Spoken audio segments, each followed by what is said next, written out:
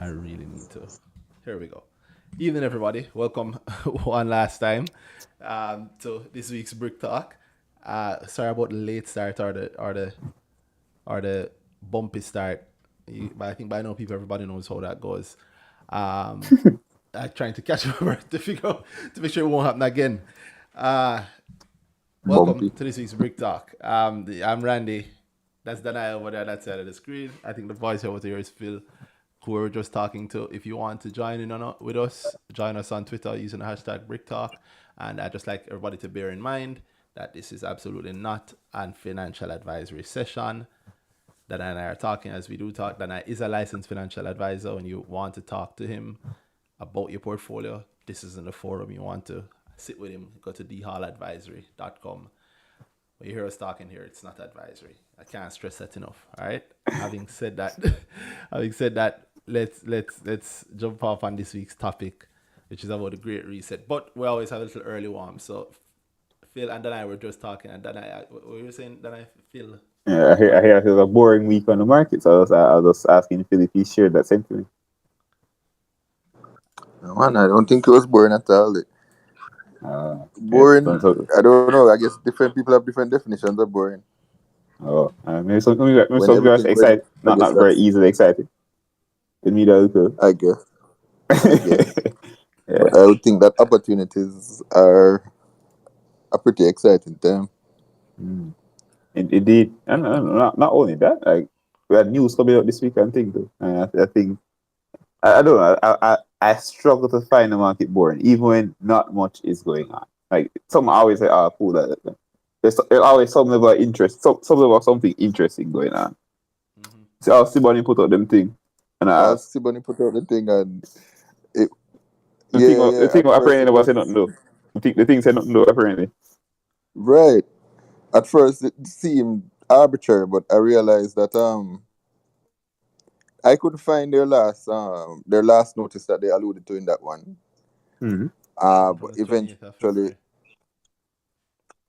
February. eventually Randy posted it in the group on the 28th of February, Yeah. and it spoke to the fourth quarter and they put out this notice the day after the fourth quarter finished. So that Mm-hmm. explains why they felt a need to put it out. Does it? How that work? What do you Um, mean? What Partially. as in what thing there? What explains it? What would you give what would be your explanation for the need? Well, I would. Their last notice said, I don't have it up, but it said that they expect something to they expect the majority shareholder to change in the, just paraphrasing, Mm-hmm. within the fourth quarter. Mm-hmm. And so the day after the end of the fourth quarter, they put out this new notice saying, Mm-hmm. yeah, the new majority shareholder already yet, essentially. Let me Mm-hmm. bring it up. Yeah, Yeah. that sounds more clear. The day after. Yeah, you see. Yeah. So I was saying that leading on the earlier communication, this is one chain of communication, really, from Right. Mm-hmm. the one in February was speaking to October, the one in the one now is speaking to the one in February, and Correct. yeah, and Says they're pursuing the finalization of a decision. Mm-hmm. yeah, Yeah, with still the aim very for big, sale. Yeah, but I think I took Yeah. more. Yeah. I think I took more notice of the. I think I took more notice of the fact that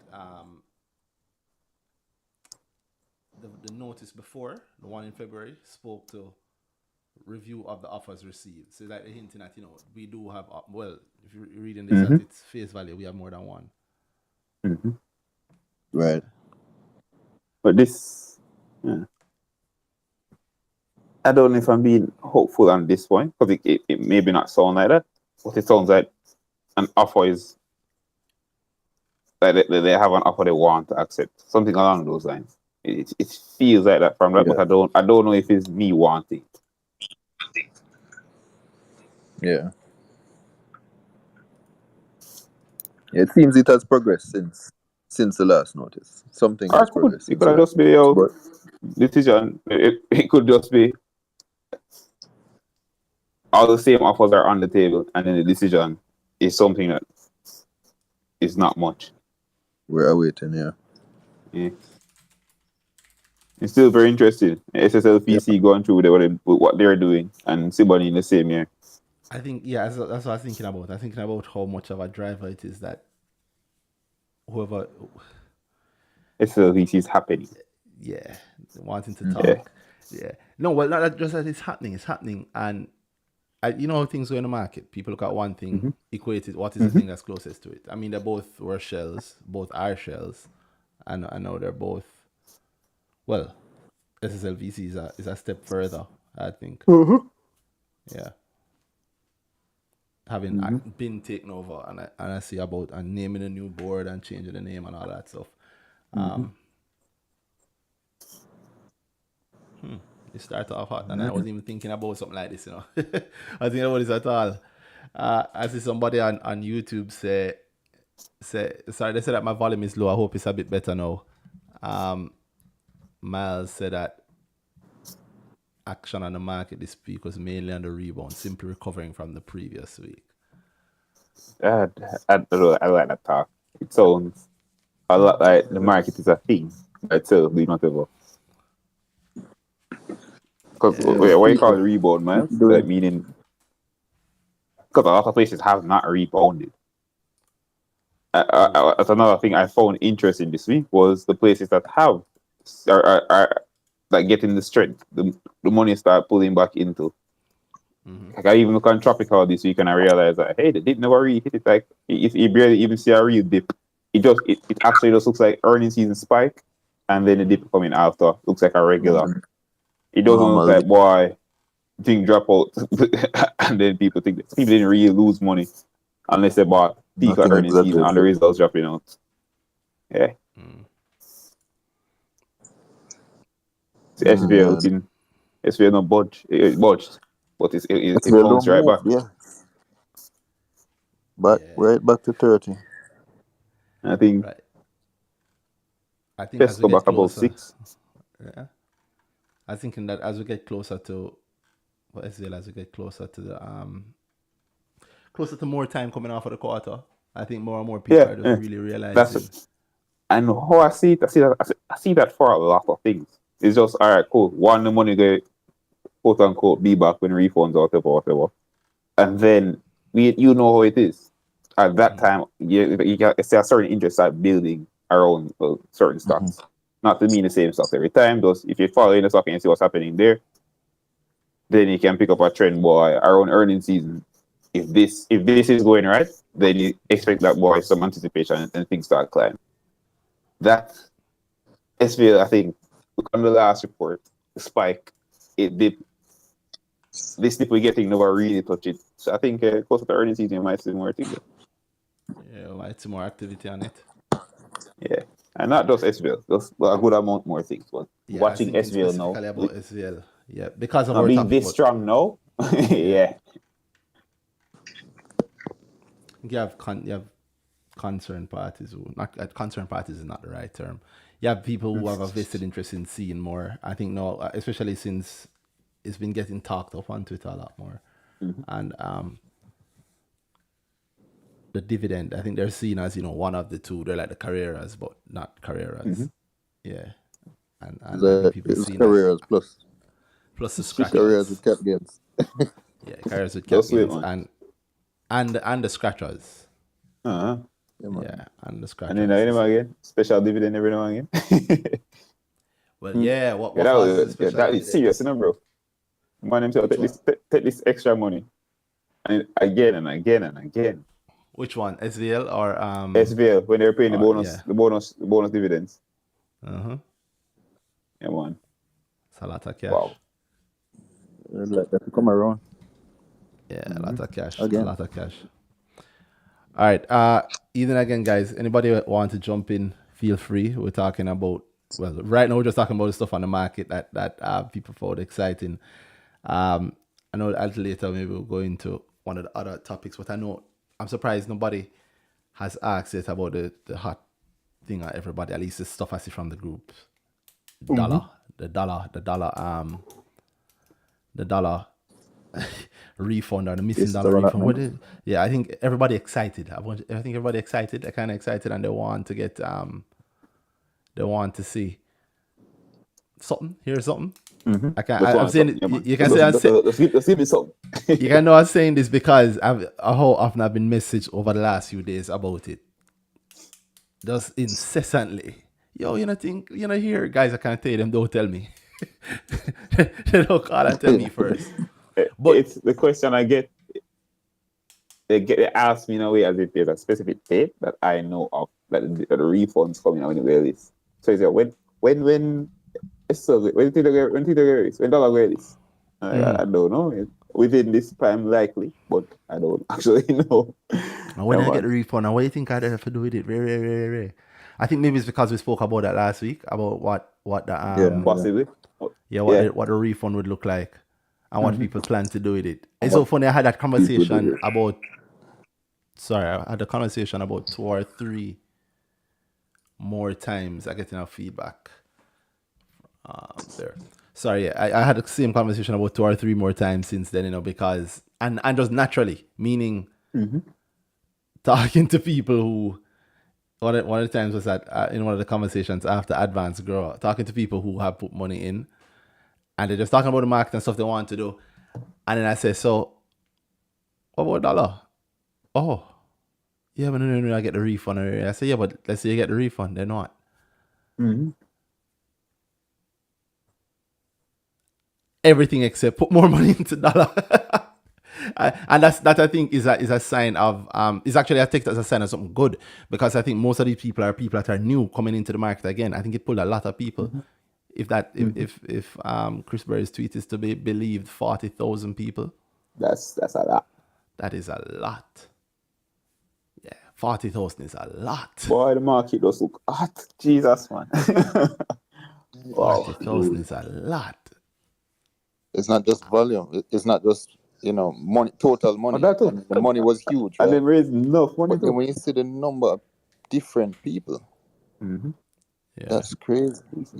TJH took less people over what 2.5. How long them was open? 2-3 weeks. Jesus, you're right. It makes They're open that for a long 2-3 time, yeah. weeks Less versus people one day. with a huge blitz. Mhm. Yeah. Yeah, man. Yeah. I think even if a smaller percentage, that's why I say I don't think it's a bad thing. I think it's just a sign of a lot more people who are new to the market who have never Coming to the faced market. those investment decisions before. Like, I've gotten the cash back. What do I do now? And if 40,000, I was saying that you want your allotment to be tiny if you have a good offer, and if you have an offer that's good, and you want to really, really enjoy it, you really want to grow from it, you want to make a lot of money in there, chances are there's like 39,999 people just like you. So you are going to see a lot of I hope you don't get a lot of people too disappointed, because I'm assuming that the allocation is really, really small. Small.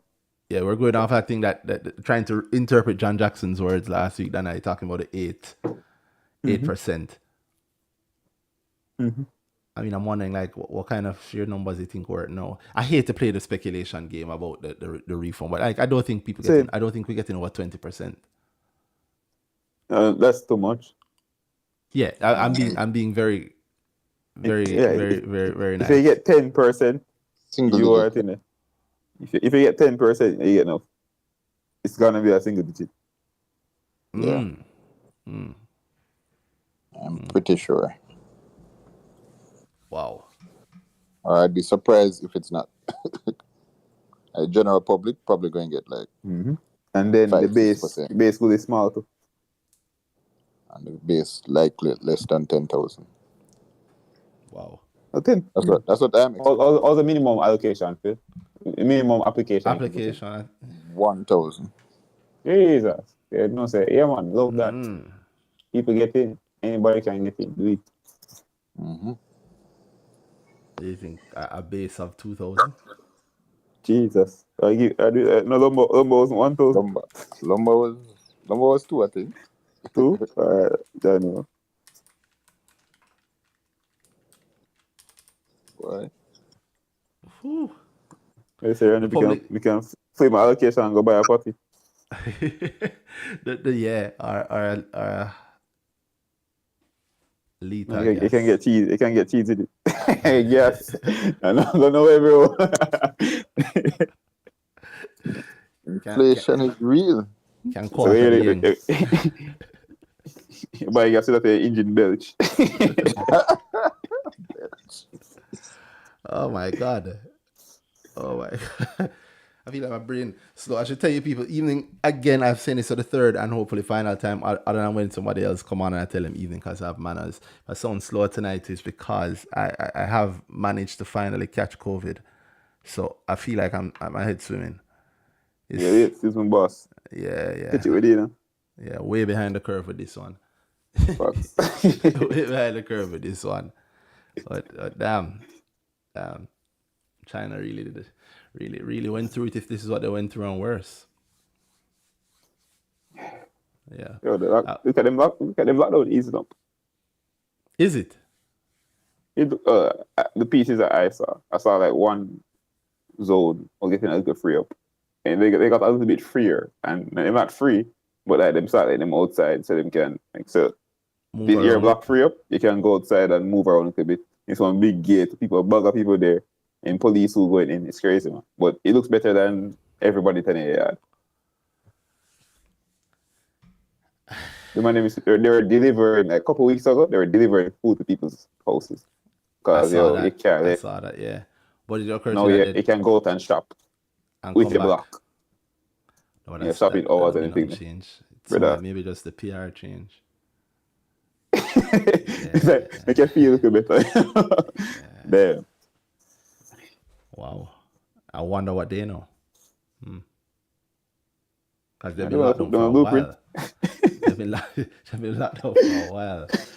Oh wow. Because last time they know something. Yeah. I should say this before I forget, because I meant to say it last week. I got interrupted. Big up one of our callers. I don't call them callers because one of the people who's also done who pointed out to me that they were looking through the Companies Act. They couldn't find that thing. You know that 10% thing? Oh 10% yeah, ownership board seat. For board seat. Yeah. Mm-hmm. So they say it to me, and I'm like, I'm sure I've seen it. So I say, all right. I think it's either in the act or it's in one of the acts. Anyway, long story short, it lead to me going and reviewing and rereading the whole act again. I cannot find it, and I'm wondering where I saw it because I know I read it.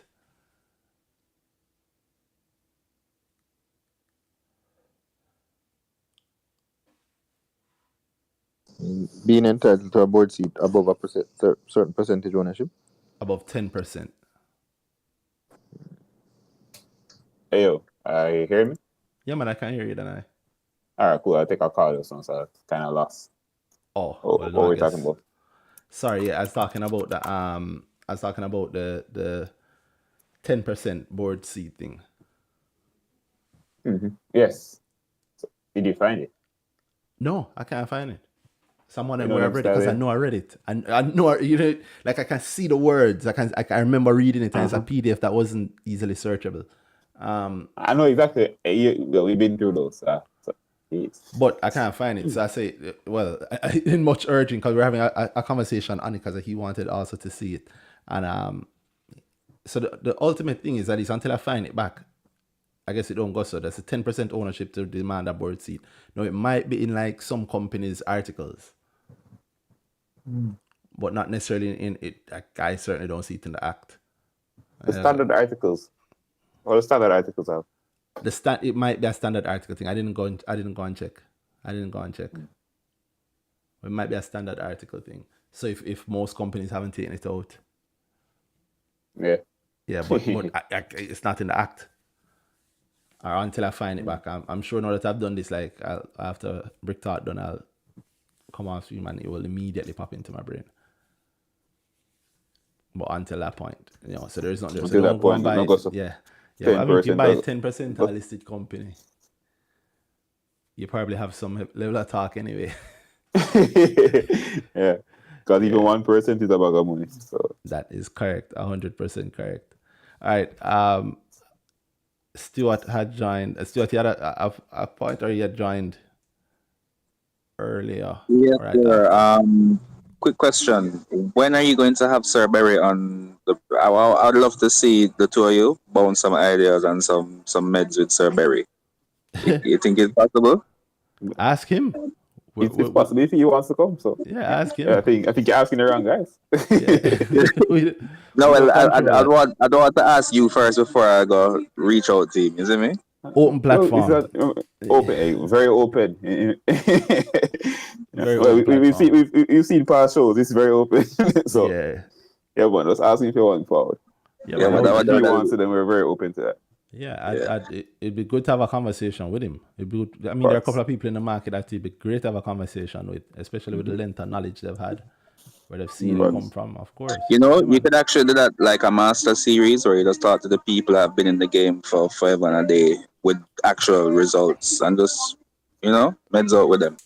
I would have loved and have wanted to do something like that for a long, long time. But problem is you have to get rich enough to be able to reserve the time to do something like that and the access. So I'm working on the first part. That's all like something I can work on with you. So scratch that. We talk about that after here. When it comes to dollar now, my thing with dollar is that I really don't care what happens with it. I use it to open my Mayberry account, and I'm going to use it to start building my margin position. So if it won't sink after it open, great. I'm going to have a field day because a lot that of is people going to. agree with you. No, and that's okay. But I mean, I hope it doesn't do that. But if it does, I mean, based on what you said, not the last grow, but the grow before that, in terms of not just looking at where your goal is, but look at what happens, like if the shit does hit the fan and it doesn't work out the way you plan it, like what is your move? Because a lot of times things happen, like you wake up or you get some alerts on your phone and you start panic because you said, Jano, what am I gonna do now? You see, if you plan beforehand, when that happens, it's not so much of a shock to you. Yeah, you don't want to see it, but at least you say, all right, boom, this is happening.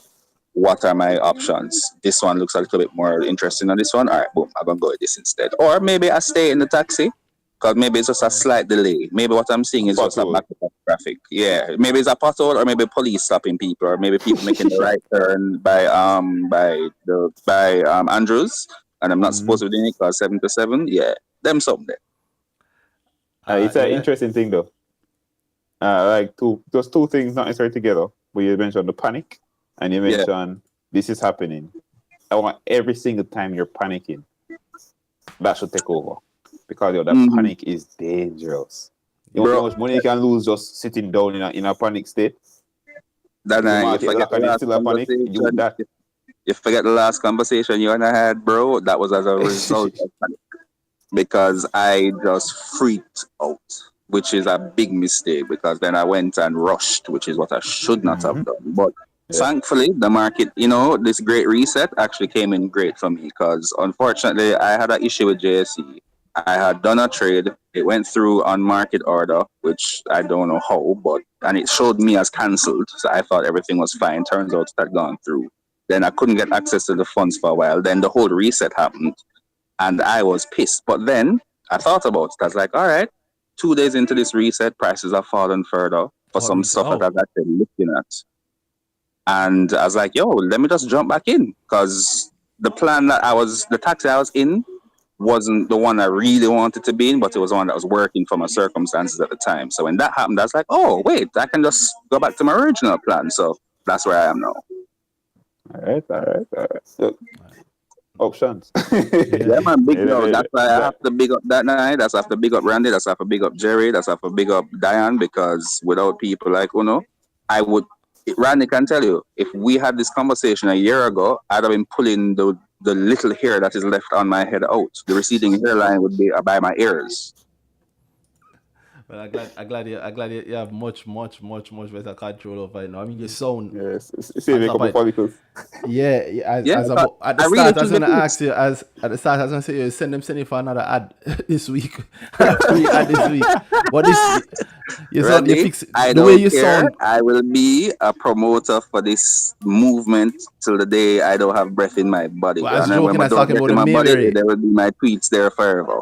I was talking about the Mayberry. I was talking about the Mayberry Maybe points you made at the start. But honestly, just the way you sound competent now. I mean, I I'm not say to people, competent yet, man. a lot of people have listened to you a while ago, and trust me, they think they want to get where you just are, where you sound like you know what you're talking about when it comes to the market. Like you have a But I plan. You're want to talking get about a to where panic. you and Shanice and Danai are and Dayan and them people at them level them you want to get to right now. Play thing me there, you know. Here's what I can tell you. When you get there, you're going to still want to get to somewhere. Yep, Yeah, I can somewhere tell you. else. It never stops.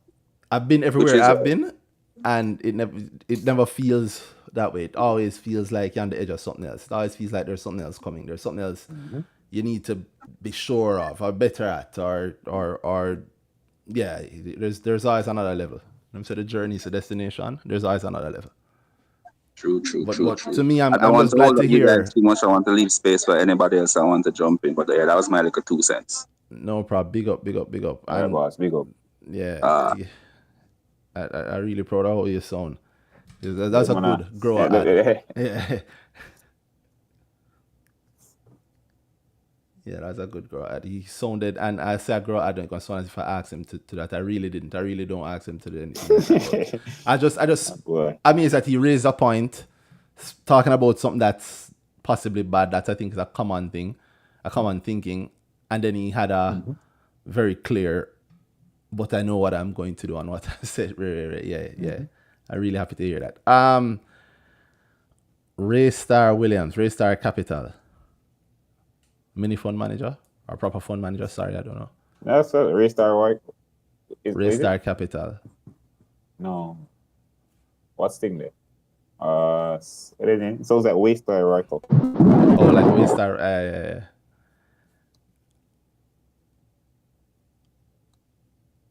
Raystar. I don't know. With Raystar a while ago, I heard some noise and then him just gone.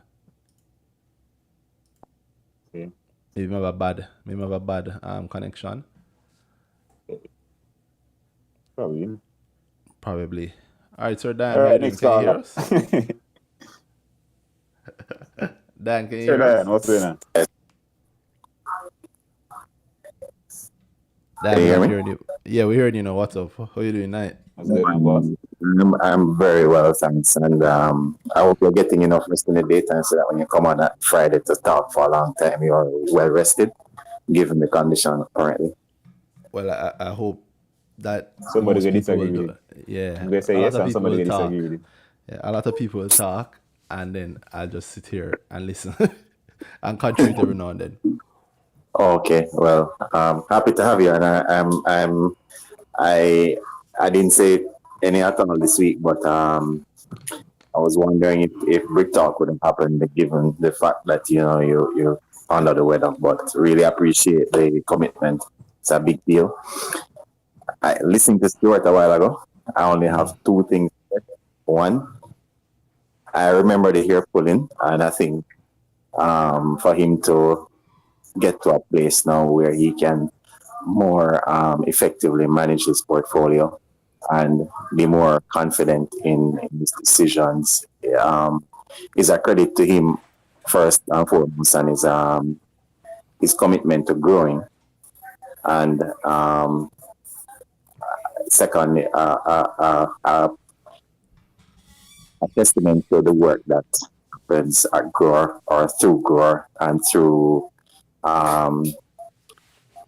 Hall Advisory Services, right? It's the first thing. And secondly, on my side, in regards to him saying about wanting to get to a certain level, I always think of the investing journey, the way Steve Jobs said, "Stay hungry, stay foolish." And it's like the more you learn is the more you need to learn. Mm-hmm. And it's like learning one thing is a trigger for the need to learn something else, because the growing really never stops and the hunger never goes away. And you might start out with a goal that you need 20 million by X time. But when you learn that you can actually do the 20 million, all of a sudden now you're asking yourself, how do I get to 100 million? And when you start seeing those realities happen, you're going to want to go there. And the frustration is never going to go away fully. I don't think so, not for me. And you can only soothe it a little bit by constantly trying to keep abreast of what's happening in the space, and by committing to growing and learning as much as you can, every day as much as you can, you know. So Stuart, big up to you and your portfolio, boss, and the tax that you're in. I hope it takes you to the destination that you need to be at within the time that you need to get there. All right. I hope you have a great weekend. All right, big up. Thank you very You want much. big up there? Big up, big up. Anytime. Cool. You know, so it's like every week we learn something new on the market. Like I'm not. I mean that very seriously. Like something you can something actually applicable. They can cool. I can make money out of this at some point in the future. Yeah, what was it this week? This week, thing there, actually. No, yeah, sorry. No. I didn't. Is that something you might not want to say publicly? Maybe. I'm trying to figure that out. All right, I get you. I can understand that. I make you think about it. In the meantime, if anybody have any points, anything they want to ask, anything you want to talk about, send a speaking request. You know what? It just it's the cough syrup. I'm wondering why I feel so loopy. Oh, okay, yeah. You know, I actually hate the drowsiness from that. I hate the effect of it. I was thinking maybe I don't need it, and so I had some. Oh no, I need it. Is this what rappers feel like? It's on my head for you, man. The feeling is just terrible. Yeah. God, I don't want to talk about stocks and I feel like this. I'm joking, guys. I don't want to talk about stocks. No enough montage. I know the man got the show early. Oh Lord. I mean, I might like the show early, yeah, but yeah, it's sorry, it's just, you know, like something just clicking in your head, like why you feel this way. I was like, oh, okay, wow, it's not lean. All right. The top striker herself, who I've heard from in a moment, and the gentleman that I asked about earlier. So, ladies before gentlemen, sir, I'm sure you won't have any problem with Shanice, the top striker herself. Join us. Shanice, what's up? Hi, night everybody. What's up? You guys heard me okay? Yeah, man. Are you hearing us? I'm hearing you fine. I know my mic is usually like a little, yeah, but Top striker. Hi, sir. Your mic working fine tonight. Oh God, phone upgrade. Yeah, for the most part, I'm here under the weather with Randy. I am also COVID positive. Nah, bro, well, you know, if it see that corner by yeah, I actually thought I was going to make it through and not get it. I legit thought the same. 2.5 years. Me too. I legitimately thought the same. Like I was here bragging and bam. Yeah. You know little tweets? Anybody else gone 2.5 years or have their booster shots and I can't retweet it again. Yeah, man. One was like, if you make it this far without getting COVID, you have no friends. I think they're using that tweet to target to see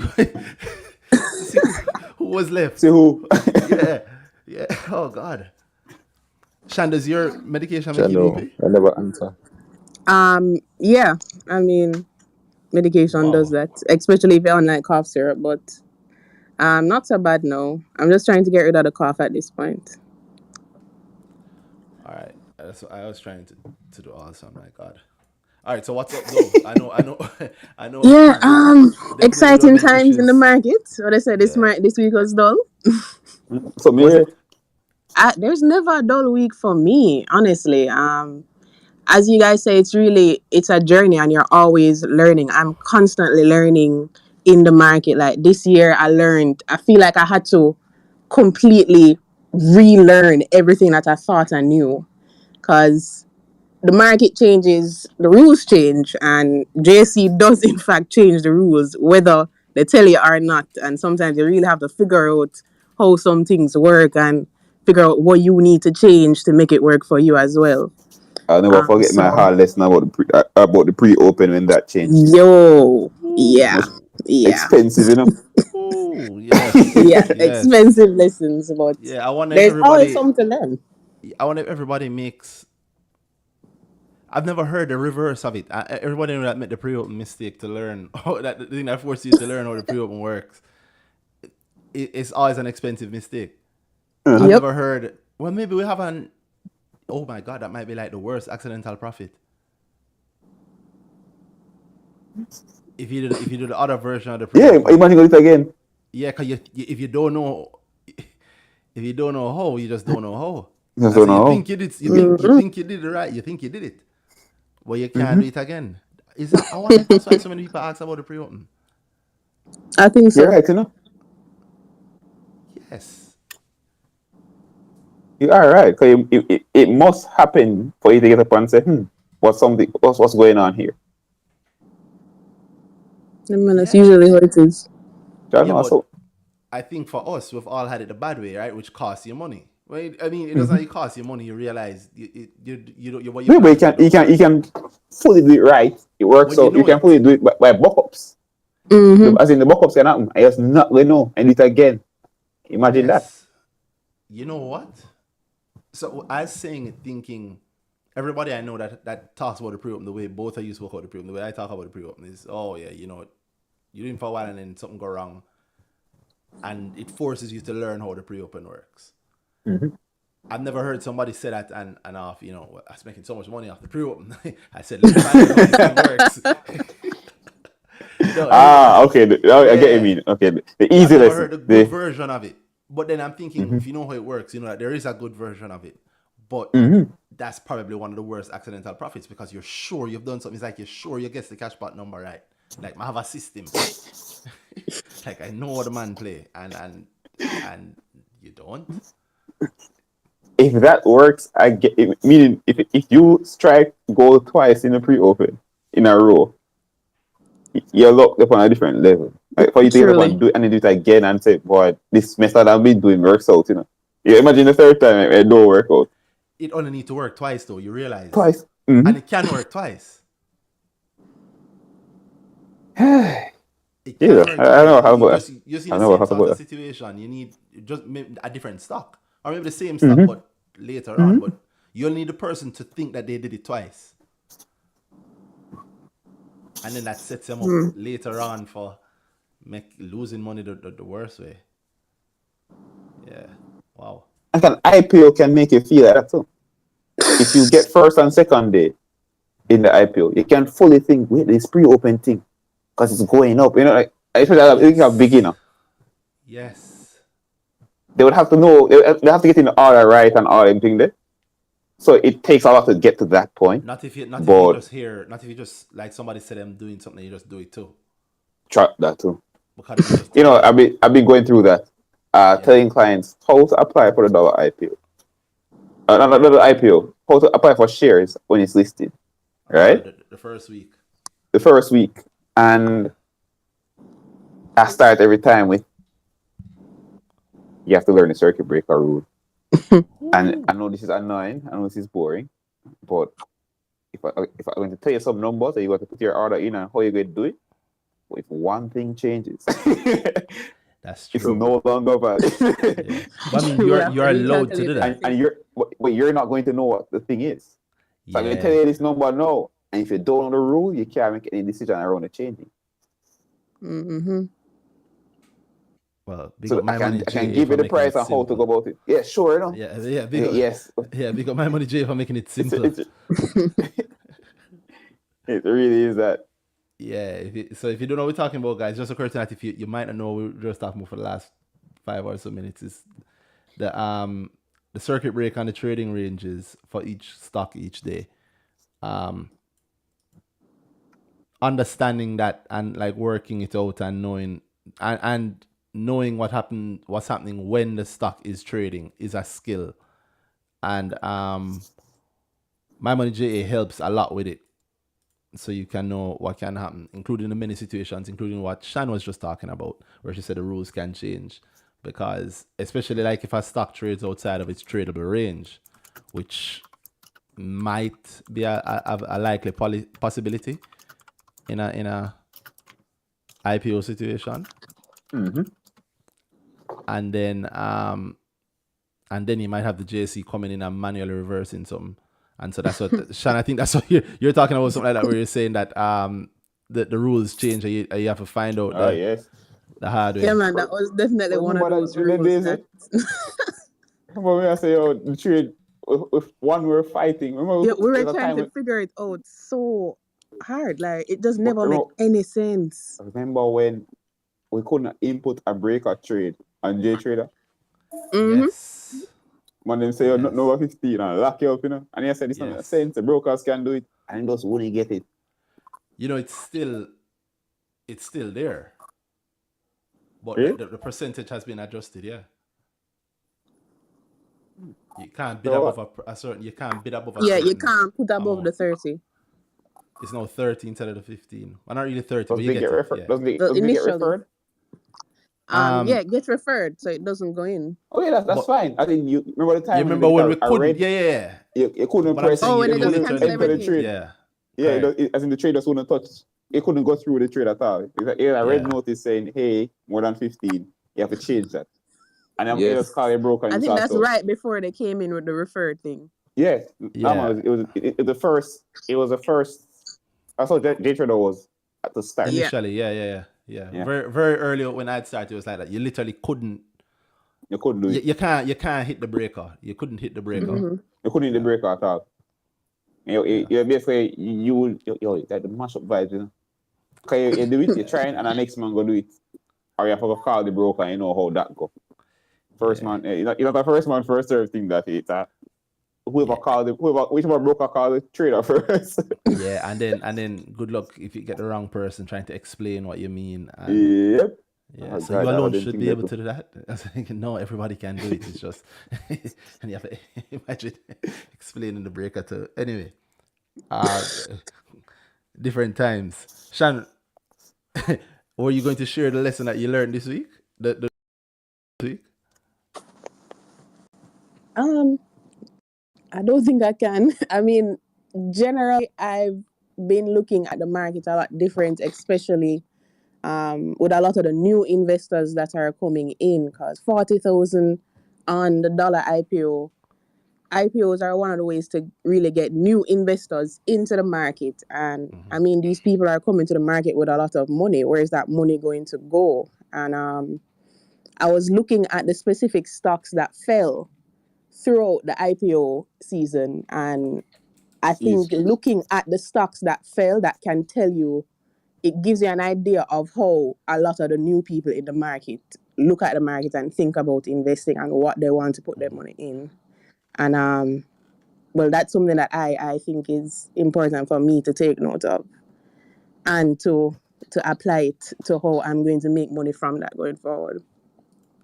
Yeah, that's a huge part of our doing practical investing. You have to pay attention to what the actual market is. Having to pay attention to what the actual market is a major tool. It's a major skill and it's a major tool to have in when doing the market.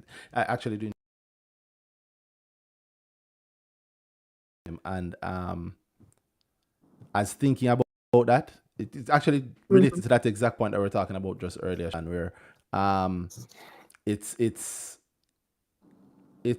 weird for me now if a conversation doesn't involve that, if we're talking about what will happen on the market, especially in a close situation like this. So for me, one of the most interesting things was listening to the people last week talk about what they do with their refunds, and I don't just mean Yeah. putting it back with refund. Like, especially for the people who are investing for the first time, all the conversations like those that I've had have been good to me. Where here's one of your very, very early decisions. You've done something on the market and you don't know the results of what you're doing, and you might get the money back before you even know the results of what you're doing, or you might know the results and get the money back. And do you naturally link the money that you've gotten to the event that is going to happen with the listing of the thing? And how then, if you link it, do you view it? Like, it's fascinating to me. Yeah. Like what do people do in that decision on their own? What do most people do in that decision on their own? I think a lot of new investors don't actually know what to do with the refund, so they just leave it there. It's just left as cash. I know people who the money that they use for dollar is the cash that was left back from Edufocal that they just didn't know.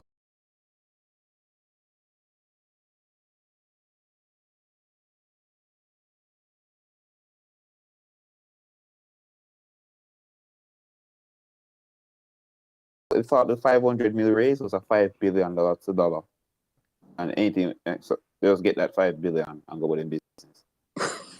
Even though asking, and then the next one was, I thought you just get whatever you apply for. Yeah, a lot of people. No, you think getting a that. refund. Yeah. So I can see where, and you know how it is. I'm gonna get him refund. He broken out call him. So because they don't pay him Exactly. account. And as far as he concerned, he put 50 grand in that line, gone.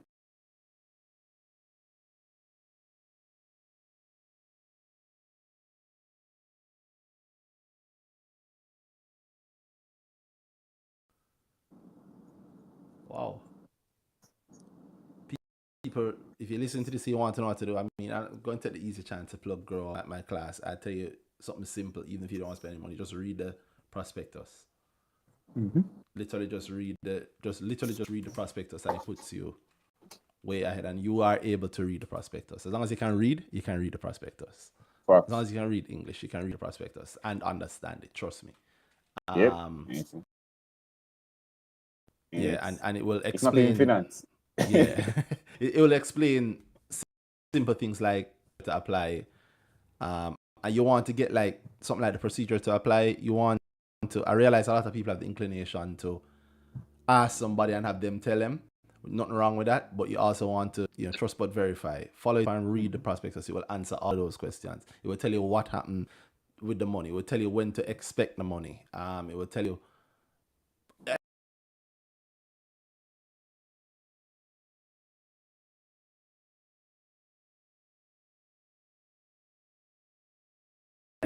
The prospectus. Yeah, long before you need to get technical or anything. Just reading the prospectus would immediately put you way in front of where you were before. Yeah. No, trust me, right? Yeah, I'm sure if you listen to the show at all, you'll see it. A man will call in and tell you, say, this is an X and Y about the company, never read prospectus. That's your competition. Yeah.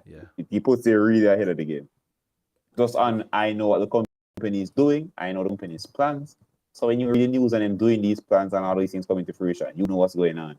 Versus, yeah, man, it's a pet company, them do whatever, and it done this. So it don't work like that. All right, so you have to know what the company doing and all that thing there. It's right in your prospectus. Trust me. They actually, so again, it's not an invitation to invest. Because what illegal what invitation mean, they actually want your money. They actually really would like for you to subscribe to it, which is why they're putting it out. That's why they're giving you all this information. So actually check it. Oh, so you mean usually other documents would say it's not an invitation to invest. It's not an invitation. Yeah, but the prospectus differently is like, no, this is an invitation. This is, please buy these. And this is why.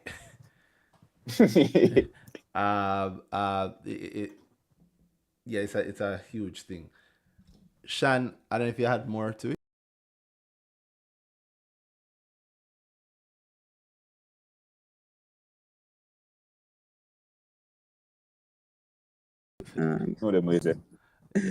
Yeah.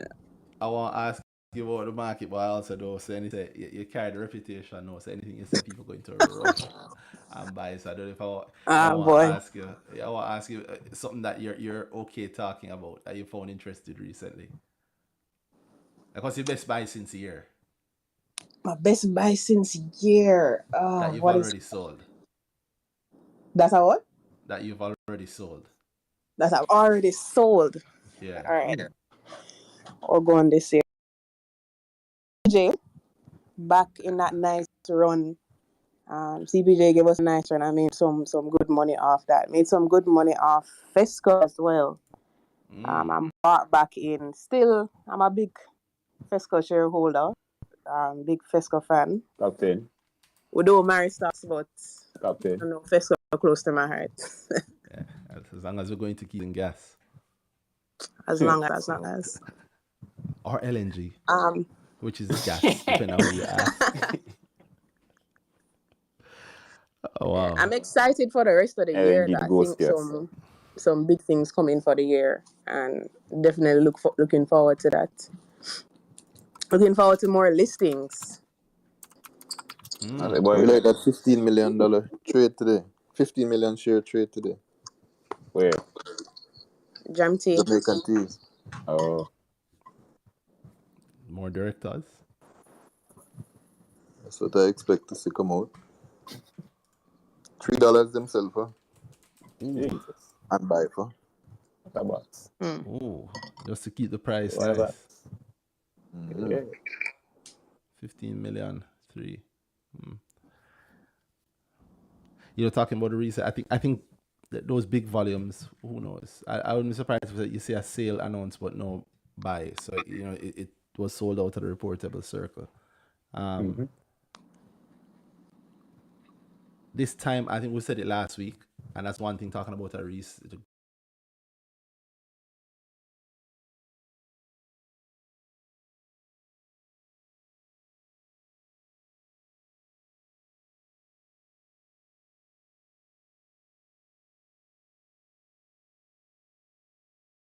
people are scooping up volumes in a lot of stocks quietly. All the right places. Very, very Yep. quietly. That's all I'm seeing for the last 2 weeks. 3 weeks though, because I said it last week, and this week it has been even clearer. Look at some of these stocks. Look at the movements that have been happening. Look at the single 15. I mean, the director sells shares on, but at 2 million and 3 million, if it's big, 34 million, 15 million. Jam D's, Who is buying? I think that, who is buying? I think there's some serious time happening. Some people who are able to hold for a very, very, very long time are getting in now at cheap prices. Apes together strong. Father said himself. What's up? What's going on, sir? How you guys doing? Everything's alright? Oh, Yeah. good man. How you stay? Yeah, man, I Work apologize for my background because I'm actually working again and the background kind of noisy, so I know some probably hear music in the background. Where you work, It's like- dance? It's actually not that bad, Nobody you know. live close to me, man. Okay. Boss. Yeah, so yeah, man, I'm pretty excited about the IPO for Dollar. It actually came at a time when I was actually doing some house cleaning. So when I exited the market, it was even before everyone was trying to pull funds from the market to actually apply for the IPO. So when it came out, I actually had a good amount of money on hand, and to be honest, I'm not even actually worried about the allocation now. My bet, because I'm being pessimistic, my bet is that it's probably going to be the first 1,000 units plus 1 to 6% of the excess amount. Jesus. But 1 to 6. yeah, Tighten that up, man. 1 to 6 is a big. Is that which one is it? One. That's a wide gap. That's a very, very wide range. all right, hold on. So, all right, I'm gonna say the first 1,000 units being allocated as the base amount plus 3% of the excess. That's that's what I'm betting on for the basis of allotment. Throw 40,000 into that mix for that. Yeah, and 40,000 people get 1,000 units. and Yeah, a bit of speculation. I believe that some persons might who like they only chase the IPOs and they don't really watch the market daily. I don't know. I don't have an amount, but I believe some person might just decide because of the bad rush on the market, they might just not try to go and compete for shares on the open market. Well, it's That's like you want likely. something. That's I'm sorry. So if Who you that? want,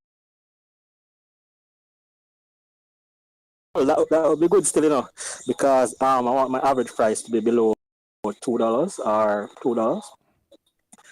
I don't think your 1% would work though. It could be Repeat more. that? It's only, I think your 3% not really add up. And what's the reason for that? If 40,000 people get what 10,000 units, 1,000 Mhm. units, Mhm. that's 40 million shares allocated, and then the rest outstanding for the next 5 billion. If you only get a piece, then you can get around 10% or so. What you want? Okay. That's 460 million left to allocate across 4.9 billion. and let's be serious. Just take 200 and that's where the reserves. Oh yeah, Yeah. all that. Yeah, so right. really just put the majority of that on the public. Mhm. Yeah, because I'm sure these guys will probably put. I'm sure some Around people 5%. have. Yeah. 5%, you And- think? Of 5% of the I forgot offer? recalculate. I mean, at this point, within 1,000 shares or so. yeah, but I mean, at that point, we're guessing on what the average application was. Yeah. Yeah. My ideal, for me personally, I wouldn't mind if after all the calculation, I get over 100,000 units before it hits the market. And You put in. You applied for that many. You applied for what? 3, 4, 5 million? about a little bit over half of that, man. I just You applied below for half over of that. 2 million? Close to that. All right. Okay. I mean, you might at 2 million, you might get that much, but I mean, imagine you put in $2 million to get 100 grand. But here's the thing, what I'm excited about, is that usually whenever there's an IPO, I don't really pull from my portfolio to actually take part in it, but it just happened that it's the right time now. So now would actually be the first time for me to actually say, all right, I'm gonna pull up my socks, go into the market and take part in the bidding war. It actually, so you had cash. You had cash it in low. yeah, because I was doing some Also, you never sell. like- You never sell before the IPO because you thought you figure out the IPO was coming based on technical analysis. No, not really. It's just one of them coincidences. Oh, no, them ways. Yeah, because I did a little bit of checks, right, and realized I know for a fact that on day one, purses are going to be a little bit tentative and try not to sell much. So I'm expecting maybe less than 100,000 units to be sold on the first day. And what are you basing that on? Where you get to 100,000 units? well, it's nothing mathematical, It's just I've looked Just back vibes. at the last. It's just I look back at the last two IPOs, particularly for Learn and Spurtree. So it's like an expectation, I'm but betting different happened with application base, different, completely different base. True. But here's the thing, if it is that It's because I've been 40,000 more people. Yeah. So if it's a case where there is more, like let's say a couple million gets sold on the first day, that would be a plus. That would be good for me still. That means that my average price. I don't think that's gonna happen. Yeah, man. I don't think Well, the 100,000 going to happen either. Yeah. So what do you think? I don't know, a small amount, 5 grand. I don't think there'll be many trades. I think there might be maybe 6 trades for the day if we're lucky. Yeah. I expect the million units to be traded like on day 2, I don't think, even though it's something like this also, I think there might be a heavy amount of like predetermined stuff that will go through. Every IPO seems to have some after their listing date, like some prearranged Yeah. stuff, people that have stuff. So I'm not discouraging you, but I think That's you fine, might you know. want to, no, I think you might want to have a more realistic idea about, like, that's not to say that this can't happen, but you need to Yeah. understand why it happens. And not just go, well, this happened with Learn, so it would happen with this. X happened with Learn, so it must happen with Dollar. It's a completely different base. It's a massive base. So what I'm actually looking, I'm not saying it's going to be like a like for like thing, I just want to have like a ballpark idea. And go with one, but just Yeah. actually use something to use.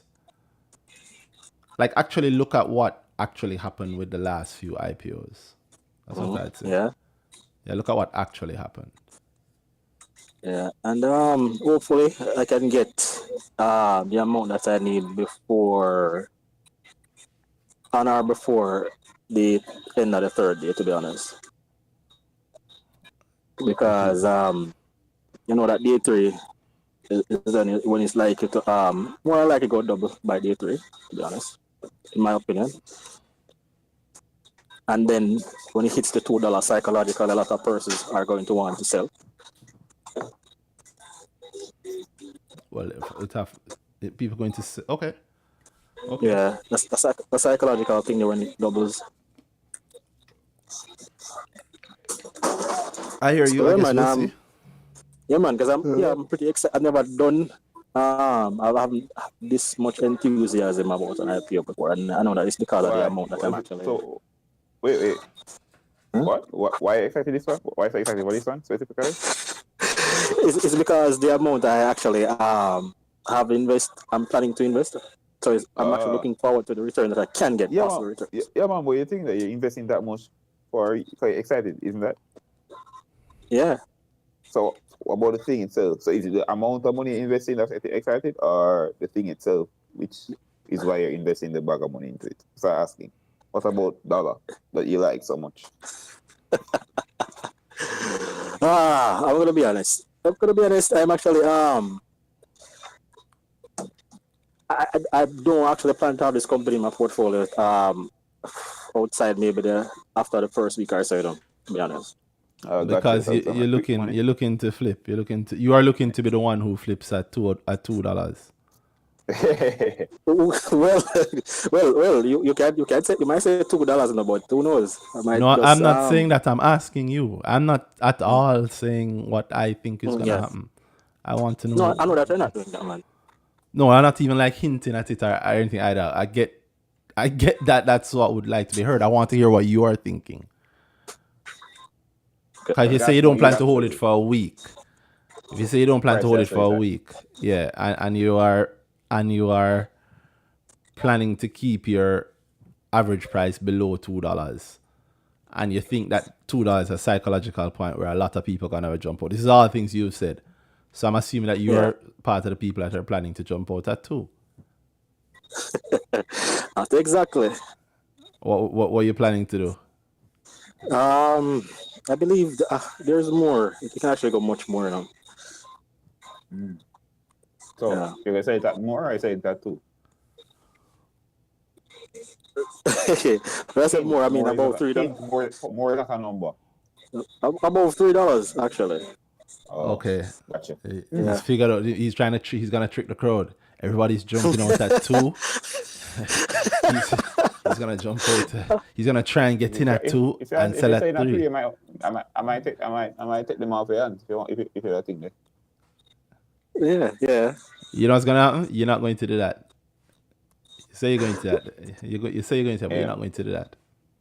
You know that what? And actually no man, it's not one of those things, man. I'm not one of those. You know, one of those. So it's not 2 for you. No, It's not 3. It's not 3 for you, by the way. Sorry, 3. All right, here's.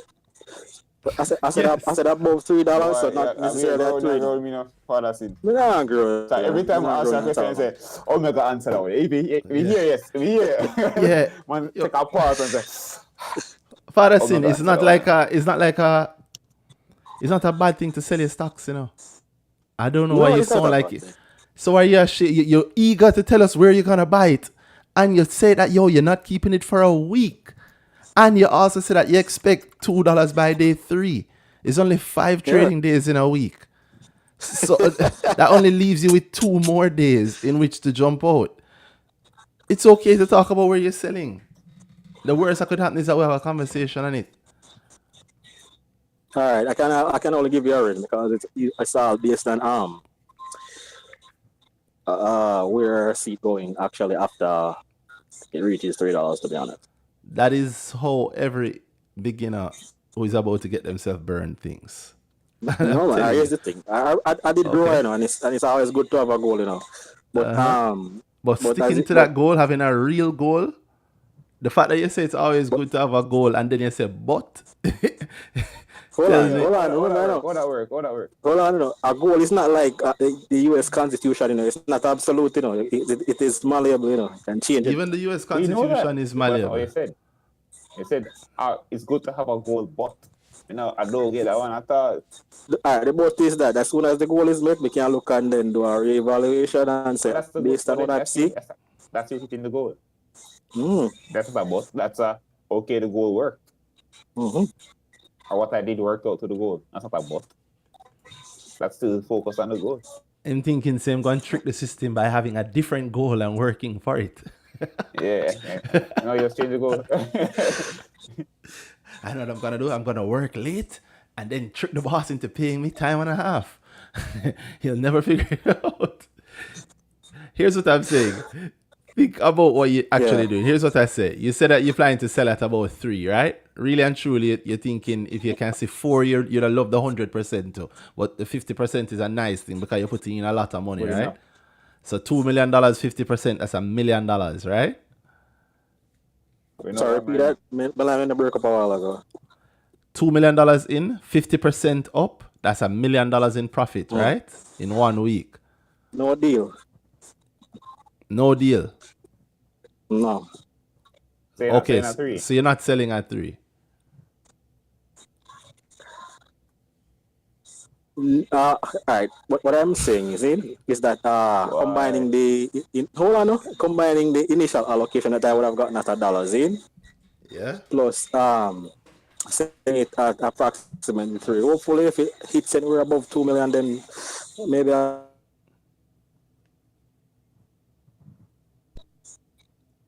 I lose it just now, Father. Yeah, we lost When it. Randy We lost lost it, it. too. Just now. Repeat that. Yeah, But that one just sounds shaky bad. Because Alright.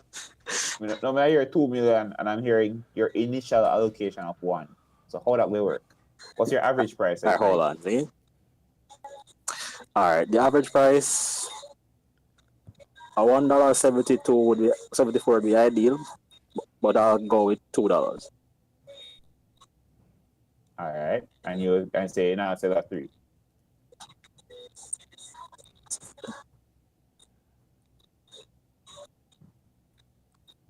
And if my average price is $2, then I couldn't sell at 3 for if I'm actually going to want to meet my goal. I probably have to go. So what's your goal? Probably have to hold on to go as high as $4.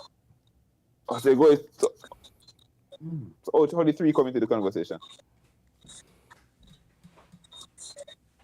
Yeah, man.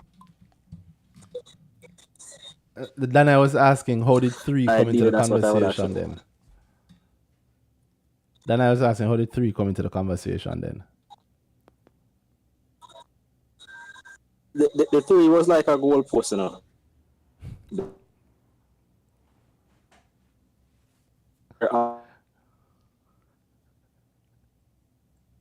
Sorry, Madison, you're breaking up, but Danai, that's the funniest thing I've. I say, so I guess him have a goal, but him said the 3 was like a goal post. So You're breaking up and I really want I'm to definitely going to be paying attention. Father Seen hearing us? He's not No, hearing what? us, is he? I think he's not hearing us at all. People, I'm so sorry because this one could have been a really good point, and I like the point that he's talking about. It's an important point that a lot of people, especially people doing this for the first time, have. I know because I talk about it that grow and I know a lot of people will have this conversation, especially after growing, they're asking questions around things. I know this is something that they talk about a lot. And so I'd have wanted us to have a really good conversation, but Father said we're not hearing you at all. I don't know if maybe you can get somewhere with a better connection and come back on. But that moment after you've applied, like I said, the moment after you've applied and you're getting back something, or you realize that I'm doing this for the first time. I know you have to ask yourself, what do I really want to this? Like, when do I sell? Like, you ask a great question, then you ask why how did the 3 drop in? Yeah, because what I'm hearing is the 3 is in afraid, you know. So the 3 is where at that point him go, all right, safety, yeah. That's what's going to happen. When you reach 3, he's going to click to put in an order to sell at 3. I'm going to not go selling on at it 3. and say, so Yeah. you can go 4 for you do. I'm going to go chill. Yeah. But if it fall after that, it vex. If it go up, me didn't know, man. He's not going Yeah. to sell. He's not going to sell. He's going to stick with it. Because it got Yeah, 3, I'm if you got sticking- 3 this I'm sticking quickly, with it. because you know how quickly it's gonna go to 3. So if you go 3 this quickly, it can go 4 tomorrow. And it go 4 and it got 3 enough tomorrow, and I might watch it. I go and watch it. Yeah, man. Let me tell you something. Many a person watch everything go up, watch everything go down. I am watching with bated breath. I'm of course included. Because I also applied, and I will be. I don't know exactly what will happen either. It's every IPO is different. 40,000 people in something like this on the junior market, and a lot of them I'm sure are new to the market. A lot of them I think are people who put more money than they would maybe have put normally in something because of how much they've heard about it. Yeah, I hear about IPO all the time, and at this point, if it was a scam, you'd not heard that any of these IPOs are scams. They're not scams. They're actually listed. They're actually one of the highest levels of a company's existence. They exist in the public sphere. They have to do a whole lot to do that. And so if you don't know nothing about it, you hear Wigton, you hear about Trans Jamaica, you hear about all kind of company where you use IPO, who put company up on the market, you hear about it all the time, and along comes dollar at $1. IPO again, everybody know apply. And they might get enough money, and there's a lot of new people in the market, and I'm very interested in seeing what they do, because a lot of them are people that, all right, I feel that comfortable with the thing. I don't really know it, but I feel comfortable enough so it's not a scam. So I'm going to go and draw money off of the bank. Yeah, so the 4 million what I see for the last 10 years, I'm going to draw 2 and try another IPO or something. And I want to know, what are those people going to do when they come back? You put 2 million in there, you get back 1.95. But yeah. What do you do? It's a major question. If anybody wants to come on and talk about that, we're more than willing to talk about it, because that's a very interesting topic. And I think it is linked in some ways, Danai, to the point that I have had as our official topic tonight, even though we don't always stick to our official topic, but the Great Reset. As I was thinking about it from the perspective of a question asked at Advanced Grower this week, where one of the persons there was saying that I was talking about some of the things that I think could happen in the market very, very soon, and how it would happen if it happens. So a Great Reset means really a lot of stocks fall in value, like significantly fall in value, depressed in value, and a lot of the kind of stocks that would have had a lot of new people in them also fall, and then a lot of the stalwart stocks fall, and so in my mind, I'm thinking, like, what would we really consider to be a real proper fall in Jamaica, right? Because most people don't know. They go off what the news say. And the news people, as we know, most of them don't know either. So they're just repeating. If we say the market is down and it show red, then, oh my God, the market is, the people who should know say that the market is down. Oh my God, right? And if we say the market is up, and most people seem to be saying that, then, okay, the market seems like it's up. And if some people say it's up, some people say it's down, I don't know. But if more people are saying it's down, if that's all you're hearing very popularly, especially from people who don't know, we don't know, we speak the loudest. So You don't know, and you're like, boy, I don't know if the money, the kind of money I tie up, I don't know what going on, and wait for get a refund, and you don't know, and then it go down in value. That Jesus. can kill a lot of people, especially if they're just coming to the market for the first time, right? And then a lot more people who think, okay, I'm not new, I have some knowledge. Whereas if I'm in finance, I know this stuff, I can read a balance sheet, blah blah blah. And they are going to likely, especially if they're accountants and the type, they're likely going to be more accountantish, right? You know, they're kind of scared that they don't really know the market, and you know what they're gonna buy already. You know exactly what they're going to buy. They're gonna buy the stalwart companies that everybody knows the name of. And why isn't JMB going up? I've looked at the numbers. It's undervalued. It should go up. I don't think the And if you market check under Cygnus' book value, right? Oh my God, Cygnus' book value must be it must be crazy. You looked at the last one, at the last set of results. Yeah, man. Still up. Yeah, I wonder why them try. Why is there a reason why they keep pretending to break my neck to read the piano? Yeah, like let's make sure that we catch their attention right at this point, right? If they're really there, let's figure it out. let's catch their attention. They're probably thinking most people aren't gonna come down here. Most people read the MDNA. You'll enter MDNA. Yeah, It's not MDNA. gonna And reach you all- most people don't reach you all of that either. yeah, exactly. Most people aren't. I will continue to say though, big up Cygnus for having still a useful MDNA. MDNA, yes. it Yeah, actually not many has useful companies have a information. You know, it grew by X onto the results. you know Cygnus. I mean, I've calculated too. You know what Cygnus show me? Most company. Cygnus shows me what it looks like when the people running a company know what they are, truly know the company they're running. I know the industry they're running in. I know the direction they're headed in. It is very, very clear. And they don't have the worries of, you can see their direction and their understanding of their industry and business showing in it. The MDNA specifically shows that. And it's a funny thing, the funny thing about MDNA is, it says like being funny. You cannot give jokes. You cannot fake being able to give a joke, right? Because if somebody's funny, they're just funny. And if somebody is not hilarious, they're just not hilarious. And you can't train a good actor to be a comedian. Right? You can train them to do anything, a sword fighter, whatever. You can't train them to be a good comedian. They just can't give jokes. They just can't give jokes, right? Same thing, I think, for when you understand business, when you understand value, you can't fake it. And if you don't understand it, you think you can fake it. And so you think you can talk about it. And if you're talking about it to people who also don't understand value, then you're successfully faking it to them. But the second you talk to somebody who understands value, understands business, it shows. Or the lack of it shows. And the Cygnus MDNA shows me that they understand business. And that's a crappy thing, because you can't say to somebody else and say, all right, follow this. Yeah. So it doesn't make actual sense. Yeah. But you're going to get it the same thing you get now, actually. You're going to get rule by X. True. Yeah. It's one of the hardest things I've ever had to be able to. Like I know how to, but I've not had. How often you read a useful outlook? Rarely. That's why.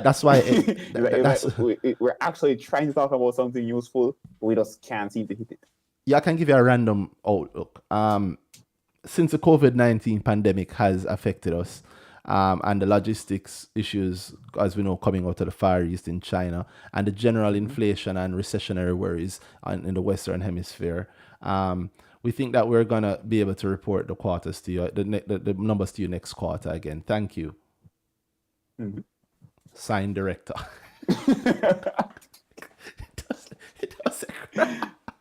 It don't say crap. It don't really give you any additional insight into the company or why certain things are how they are. Yeah. It's just them not gonna know. I don't know either. I know my function. These people know their function, but you can tell when somebody has a holistic view. And I think Cygnus has to do it because of what they're in. They have to have a holistic. They have to be able to appreciate companies in a holistic way, because they'll have 5 different kind of companies that they have to be able to analyze and see if it's good. And you can't analyze 5 different companies. You have They're 5 in different debt. companies. Yeah, 5 different companies in the same industry in the same country, and it's still 5 different stories. Quite different, very different Yeah. things. Exactly. Look at Yeah. Honeybun versus Purity. Mm-hmm. Same business line, same country, same stock market, Far but different. 2 completely different stories when you're looking through the numbers. But so yeah, that was a nerd moment to Cygnus' MD&A, which I suspect gets actually read more than most MD&As, and gives more information than most MD&As. Anyway, that was that was today's tangent brought to you by COVID. So, profit looked terrible, though, Jesus, after all that. And I know they wouldn't want. I know they wouldn't have wanted to show that. Yeah, no, please to present, bro. Yeah. Please. Pleased to present. That's good. But hinting at so much potential. That business about the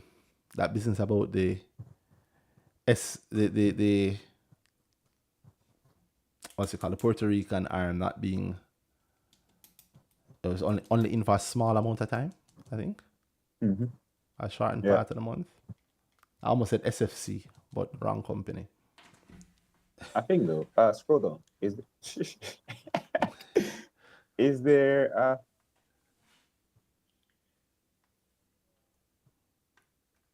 Is there a what? actually, have it open now? Check it. Wait, name Well, again. The removal, because they don't have 100% of the company. NCI? Yeah. Oh. I don't think so. Then they said they recognize it. They spoke about how they recognize it, but they said it's almost like they aren't finished. Aren't finished consolidating it. Yeah, I think that's yeah. it. I think they haven't consolidated it. And yeah, exactly. And so what they do is, I think they took a portion of the asset value above. Yeah, I'm so going off memory you here, know, it's funny. They do that thing. I've only ever heard you they explain that in a way that I've only ever heard you explain it. What's that? And it's something that has happened multiple times, and people take it as so it was supposed to go. With so we buy the company in this quarter, we report the gain on acquisition or whatever, somewhere based on the asset breakdown of the company or whatever, right? The gain or loss on acquisition. And then in the next quarter, we start consolidating.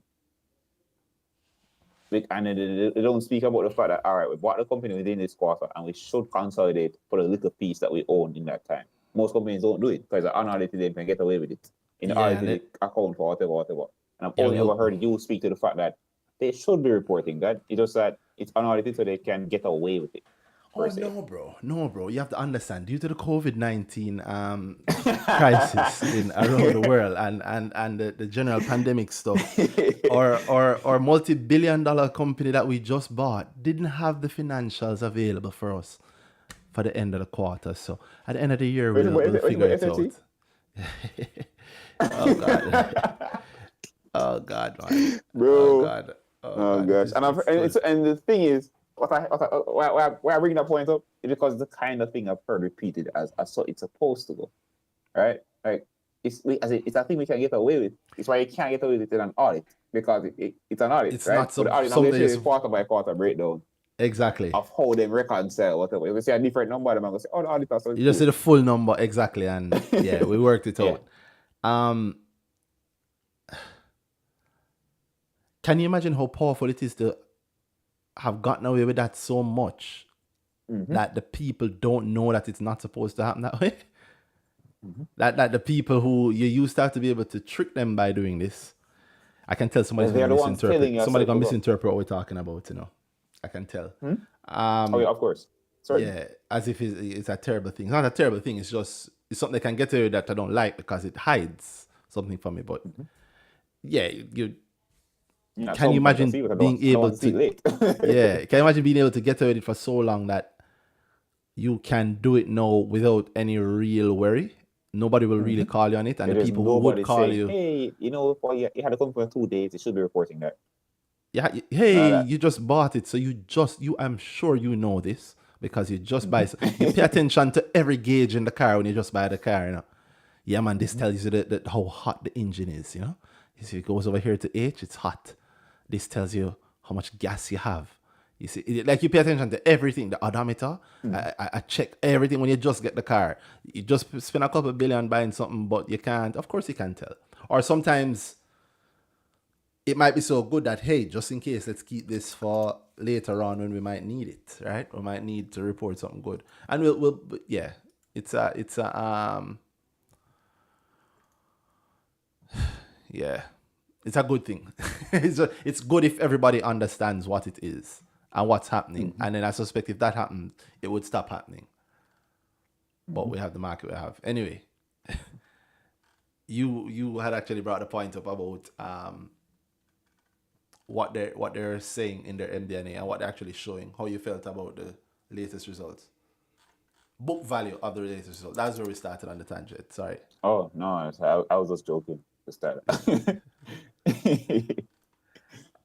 What is up?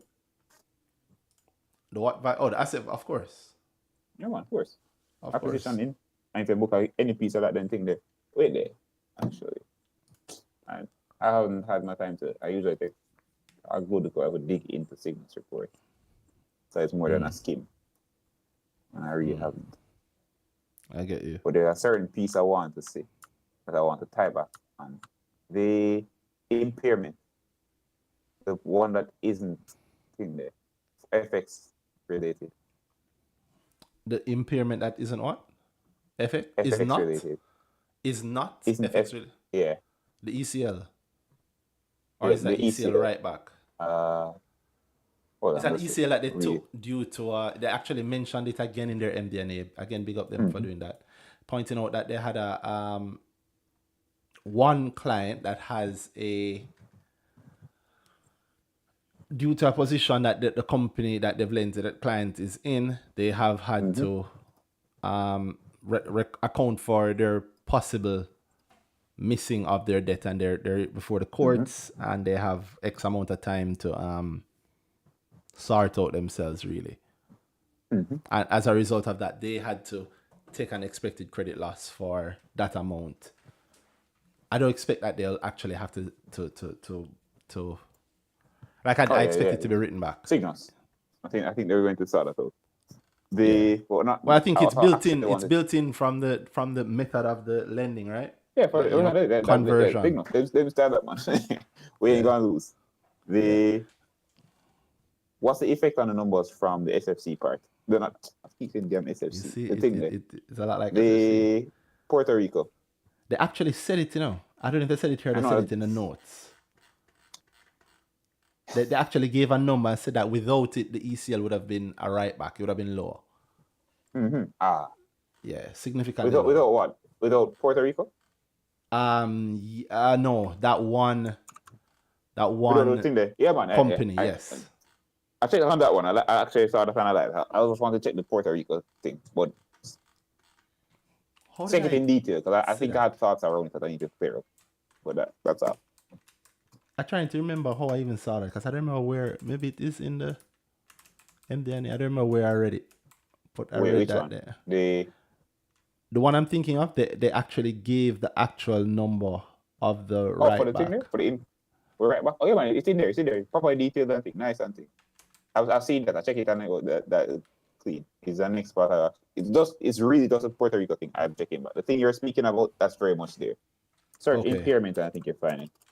Yeah, it's here. Or the search the line item. Yeah, this is it. The increase in impairment allowance was driven by a worsening credit outlook for one specific stage 3 portfolio company. And if you learn to connect the dots, you can know which company this is and what it's going through. I am truly unworried about I'm truly unworried about this company. My interest in it is more than those signals. I want certain things up, man. It looks very interesting. More than so. Cygnus taking this 576,000 US downward position. Because of the impairment charge. I don't think that in itself is a dot and a sign. If you do the research and know what this thing is, you are very happy.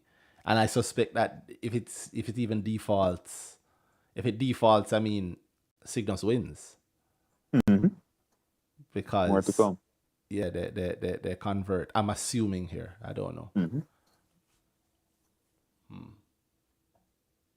Boy, better and better. Yeah. So yes, the results look bad, but still good somehow. Yeah, great results. So, it had to take the results dip. And it's up a little bit. It's up a little bit today. Little 14 units. yeah.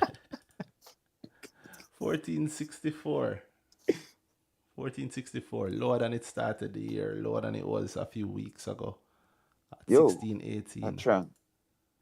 Oh my God. No balling though. You realize? Or less balling. Because I think most of the people that were in it and balling either have gotten Migrate. used to it or just stopped talking about it or have migrated. They have gone into other stocks. Even Dr. Cygnus himself seemed to have Yeah, the man divorced. started Gotcha. finding excitement all over. I'm happy that he did that. I'm happy that he What thing learned is? the beauty of the market. Still in, I'm sure, but And Cygnus will have its day, as I say. A fall of in course, price. Then me no of vex. course. And Just they can feel buy it, it back. feel it for the APO people. Jesus. Yeah, rough. They've been waiting. I don't wanna wait. Duffy, how you doing? Or did Duffy jump off? Duffy got tired of jumping. No, Duffy? she didn't. What's going on? What's it, Duffy? Duffy, can you hear us? You have to unmute. Hello. Hello. Hey. Yeah, Duffy, what's going on? Nothing much. I'm good. Hope you get better with the thing that shall not be named. It's been named all over the I have news a for the last question 2 about. years. Thank you. Listen, I'm one of those people who've been in and out of clinical settings from the start of this, and I haven't caught it. So I am going to throw some salt over my shoulder. But then again, I'm triple vax. Well, I'm triple vax, so I probably caught it, and my body never allowed me to realize that I caught it. So maybe That's what I it. used to Who say knows? too. That's what I used to say too. That's actually happened to me. I mean, both my new boss, so I moved from the no COVID boss to the thing there, right? Asymptomatic boss. Yeah. That's what happened to me to Duffy. So I hope you know that don't save anybody. Yeah, so, Listen, please not go me. I can't afford it. This would not be Guzum. This would just be inevitable. It's funny, like, sorry to cut you, Duffy, but then I saw this thing. Maybe it's on Twitter, so it's a popular meme. You said the popular meme of the girl or responding to everybody saying that you can't smell the gas anymore. How the gas nowadays doesn't be sent anymore. COVID. Yeah, it's like, yeah, you just have COVID. I thought about that and I went and goes, can I smell? I can still smell. I can still taste. Anyway, Duffy, what's up? And I hope you remain COVID free. Thank you. About goals and goal setting. What are the signs and things you should be looking for to whether or not you should adjust your goal? Because I've adjusted my goal once and I got lucky. It was originally 30% and I changed it to 60% on Fast Rich. But I feel like that was still luck. Okay. So yeah. So for future reference, what am I really looking for when I feel like I need to adjust my goal up or down? Whatever the goal is for. By the way, I'm gonna tell you something, Duffy. I think most people, it seems to be lost on a lot. I don't know why. I really don't get it. The goal has everything to do with the person who has the goal. So if the goal is really what you want from the market, what you want from the money you have invested. So if you want this because you want 4 milk, you want to go buy a car, then you're investing for that. Halfway through the journey, your boyfriend buy you a car, you don't need a car no more, so you're going to say, all right, cool, I'm going to go buy something else because I want a house down payment and it'll be 6 mil and I made 2 mil already, so I need to make another 4 mil. then that's the new goal. The goal is really what you want from the money you're investing. So there's nothing on the market that changes your goal. There's nothing. The only thing that make your goal change is if you want something else, or maybe the goal is I need X by X time, and X time reaching and don't have the money, then you have to go say, all right, cool. And if I meet the goal, then I either extend the time or whatever. But at the end of the day, the goal is solely dependent on you. Randy can't tell your goals. I can't tell your goals. The goal is dependent. Whatever you want from your money, that's your goal. So if you want 100% and you feel to be more ambitious and want 200, that's the goal. That's actually, the latter part is actually what I'm in right now. I didn't meet my goal for 2 stocks, so I'm not taking out my money because no. So I'm just leaving it there. I'm hearing that you don't understand goals. And she understand, because I remember having this distinct conversation with her about that you set the goal for yourself, for your life, not for the stocks. So you have goals for 2 stocks. Yeah, but it's like I don't want to take it out on the loss. Like actually swallowing the loss is hard. I don't want to take it out. I want to leave because I feel like eventually, the better move for me to do is just lengthen the time for the goal and not change the goal itself. That's what I'm saying. Yeah, but for what I'm. But the goal cannot be for stocks. The goal cannot be for stocks. You have a goal. You want your money to be 30% higher. Right, for the money, right. Mm-hmm. Right. And this stock will get you to the goal by X amount. So maybe you want a 15% from this stock, so you buy into that stock and take it to that level. It's not for the stock. The goal is for your money. The stock is what gets you there. You choose the stock based on whatever you want from the goal, not the next way around. If the sell decision, I can't tell if I should sell or not. I don't know the situation, I don't know whatever going on there. But the idea is if this low reach where you want it to reach by X time, right? Then one, you're kind of late in the game there. if you're at the timeline for your expectation for this, you think the stock will move by from X to X, and you're at the end of it and realizing it never happened, then you maybe want to do some work on maybe. This should be happening by then for it to happen. For whatever to happen, if it still happen, then you can make a decision outside that. Boy, I'm trying to shorten this explanation. No, keep going. It's a good point. Point. The idea is, if you have your expectation for the stock is to move a certain amount, right? And it's not there at the time. If your goal is still within reach, your overall goal for your money, then the decision you should be making is, all right, can this stock that I'm in take me the rest of the way to the goal, right? If it can, because based on what you expect it to do, then you're fine. Even if it don't or whatever, then you should be fine. If it isn't, then you jump ship. It's not about whether you're realizing loss or whatever. Because at the end of the day, the loss is the loss. Whether it's in cash or in stock, are the same loss, right? So how you look at it is you're selling not because you lost money or you made money or whatever. You're selling because this thing I expect the price to be up by X amount by X time, and that makes sense for me. Whether or not you're in a loss position or in a profit position on the same stock that you're looking at right now. Make sense? Yeah, that makes sense. So stock market, I guess. Yeah, and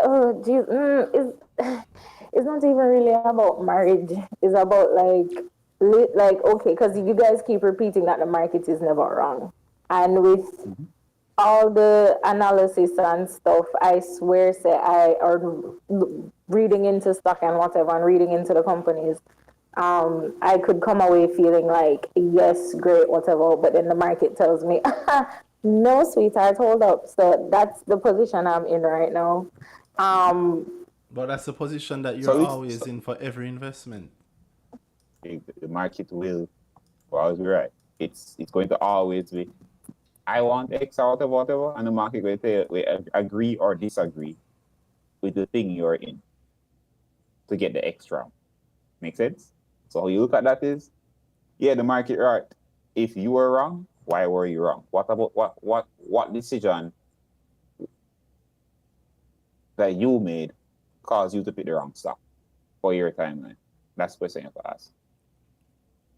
And things can change, you know. You can buy into a stock, everything going right, and something blindside you and you end up not where you want it to be.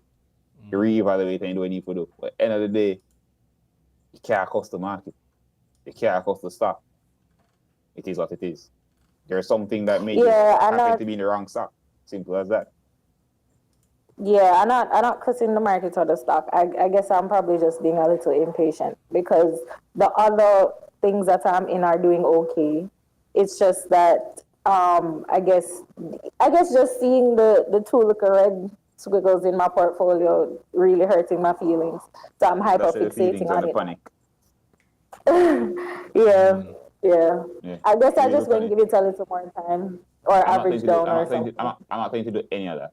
I'm saying, Yeah. because I actually don't know the situation. So it's just really evaluate from a place where, cool, it's not a feelings thing. It's okay, this was going to happen based on what I expect to happen. And then you do what you need to do on that basis. Average down, sell, wait, whatever it is. Yeah. In fact, Duffy, here's what it sounds like to me. It sounds like the typical things you hear me. I know you've heard me talk about at Grow. The dangers that people get into. You buy the stock. That's why Dana say fall in love with the stock. You buy the stock, it go down, and you've decided then that okay, it go down. Let me just go and wait it out a little bit. That's wait and see. That's like that's let me see if them are going more on them go.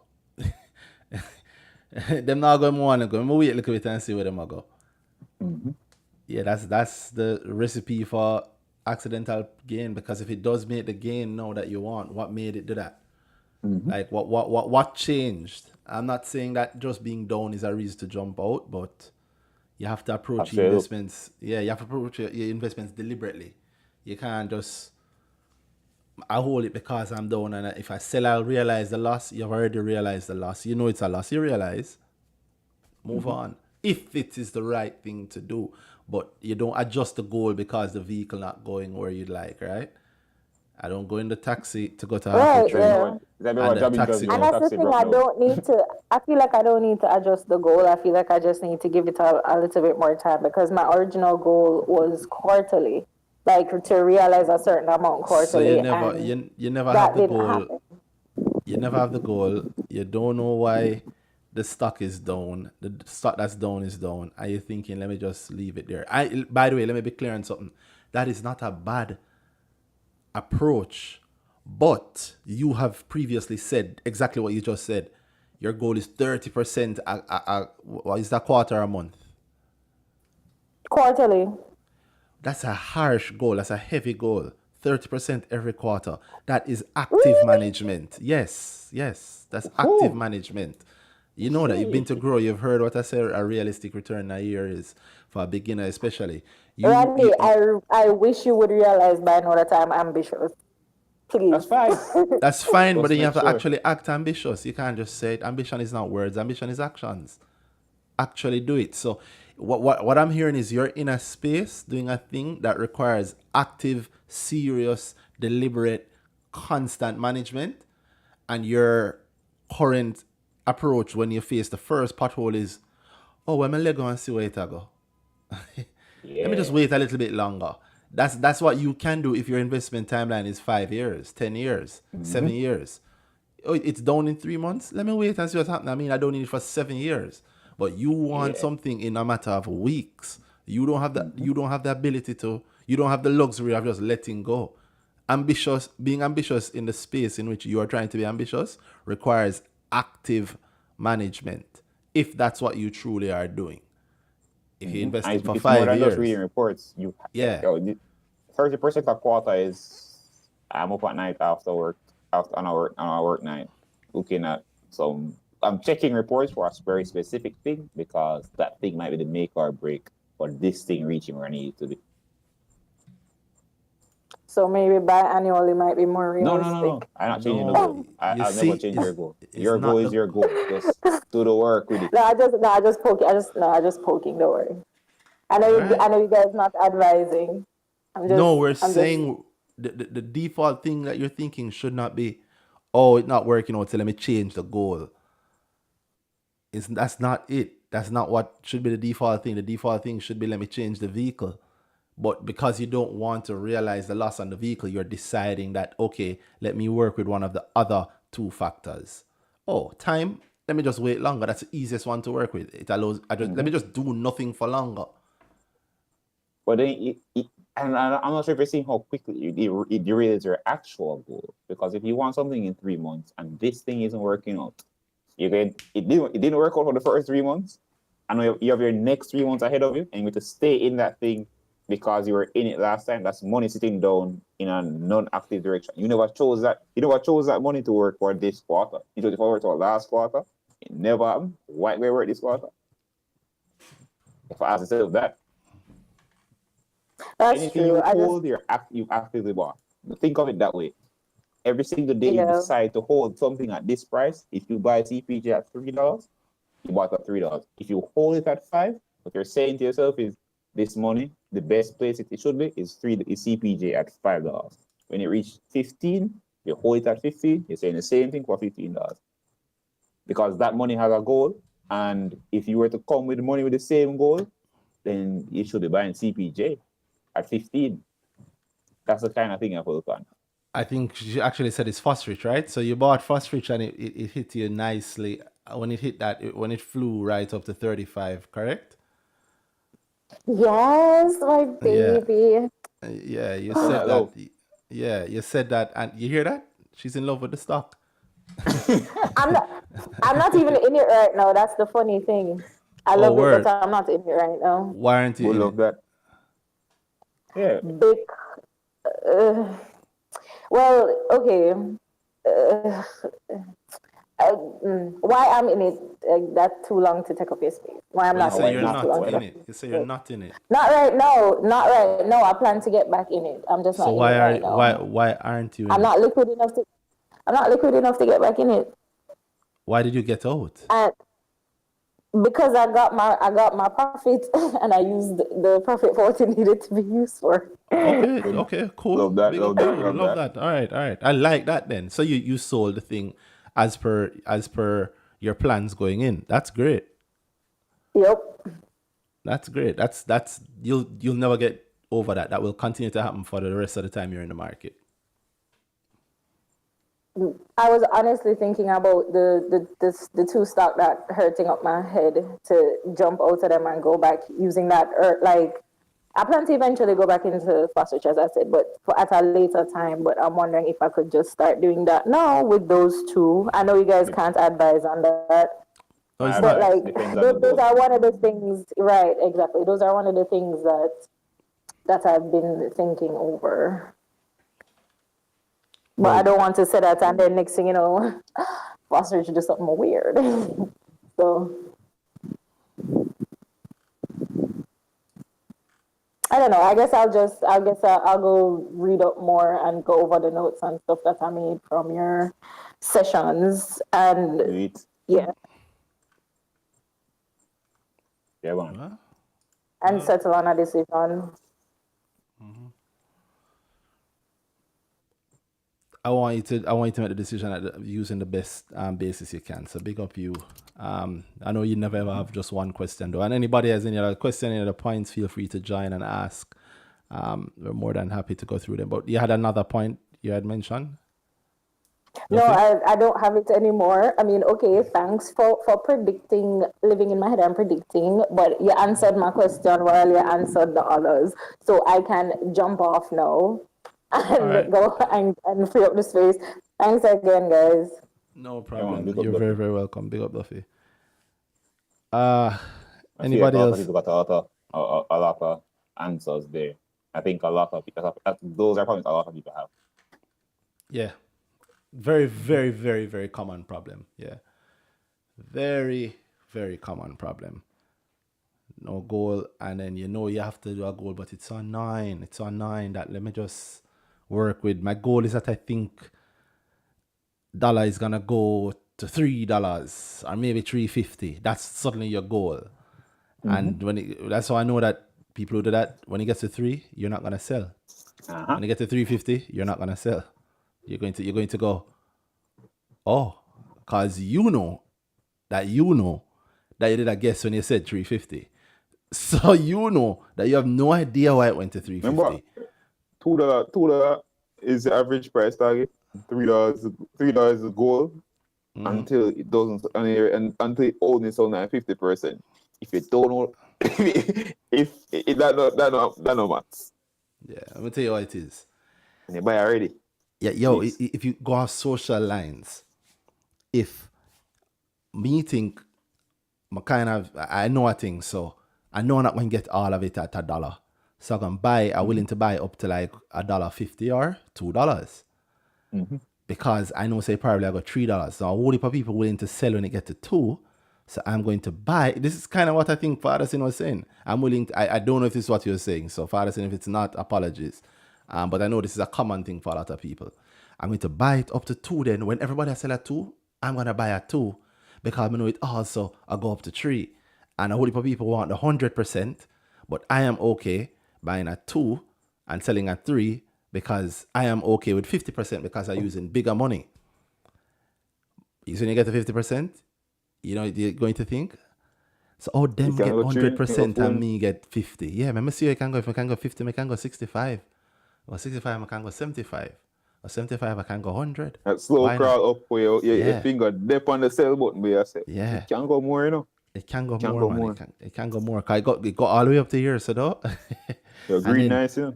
Yeah, man. And then you sell the first time it dip, you go, Jesus Christ, but sell it, and you sell it for. Well, maybe you just sell it the first time. Let me see if it's really a drop. Because if it drop one day, you never know, and then it go up the next day. You're like, all right, I'm not sell it yet. And the day after that, it drop again. You say, I might sell it. It go up a little bit more. You go, okay, I'm not sell it. The day after that, it drop. And you say, I'll watch it and see. The day after that, it drop again on a Friday. Monday morning, you Next sell thing it. 3 months you have it before you can finally sell and reach the price that you want in a 1 week. Or it touched the price and then it fell from the 350 down to 305. Now you don't want to sell it at 305. Great wait and see. Yeah, it went to 350 before. And you're in profit anyway, no? You're in profit anyway, so it's fine. Not much though, 305, yeah, but you know, a little bit. And then it dropped to 298. But now I sell it now, I'm at a loss. So now wait. Yo, it's a crazy thing. Or well, I'm not at a loss. Maybe it dropped to 250, it dropped closer to 2. It's a crazy thing where you realize most people haven't thought about it. Just think about it before. What you really want going into it. And it can make a world of difference for you. I was talking about the market tonight. The idea of a great reset. I was saying that, you know, a lot of stocks that a lot of the typical people new to the market would buy could fall, and then the people who know a little bit more, a lot of the stocks therein could fall, you know, and that has already kind of happened, right? As in the stalwart companies, if you believe that we have one cement company on the market, one cement factory, so most can count on that. But it must be great. It go 100 and odd, and now it drop and it's 60 something, and it look like it refuses to pass 70, right? So it's starting from London. The typical things that people think of on the market kind of not necessarily giving much of a great run. And if you have a lot of new people coming to the market now and seeing things like a company putting out good results and the share price falling, you think, oh God, it's crazy. And then if the popular companies, everybody is talking about CPJ, so I'm going to buy CPJ. The people are talking about CPJ at $3, $5, and $8. It dropped to $15 now. That means it dropped to like 90 odd percent or 100 odd percent profit for some people. Dolphin Cove 16. It's coming from single digits. But enough people might be in there where it hurts to feel a lot of the things falling, and then they'll go into what they hope is safe havens like an IPO, and if an IPO drop, and Jesus. Yeah, or like JPS, right? So that's why I think is the second step or something that could cause a great reset, because anytime JPS drops, the market is going to dip. Yeah, that's putting it simply. Putting it very, very simply. What a time. Yeah.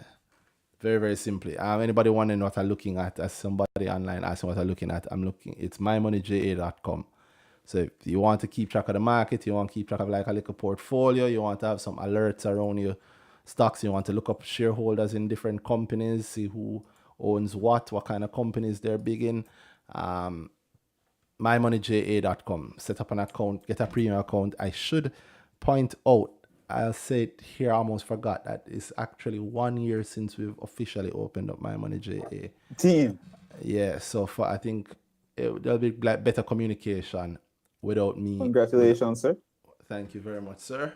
There'll be better communication than me with cough syrup running through my veins. But I do know that we have I'll say it very early, we have a discount code for 10% off. I think I can say it here on Brick Talk. So if anybody's listening to Brick Talk all the way to the 2-hour mark, you're the loyal people who get to hear that. If you enter, I'm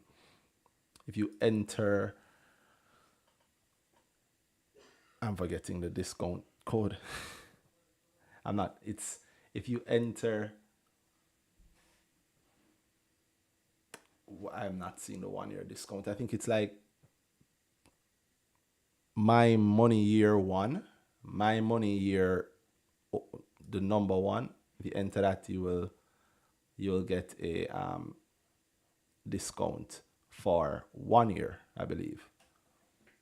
For 1 year on for any of the paid program, any of the paid packages. You hear that I'm getting slurry. That's definitely the event slowing me down. I'm so sorry, but yeah, enter that with at checkout, and you will get a 1 year discount on any of the paid packages. I'm saying that, but I'm not seeing it.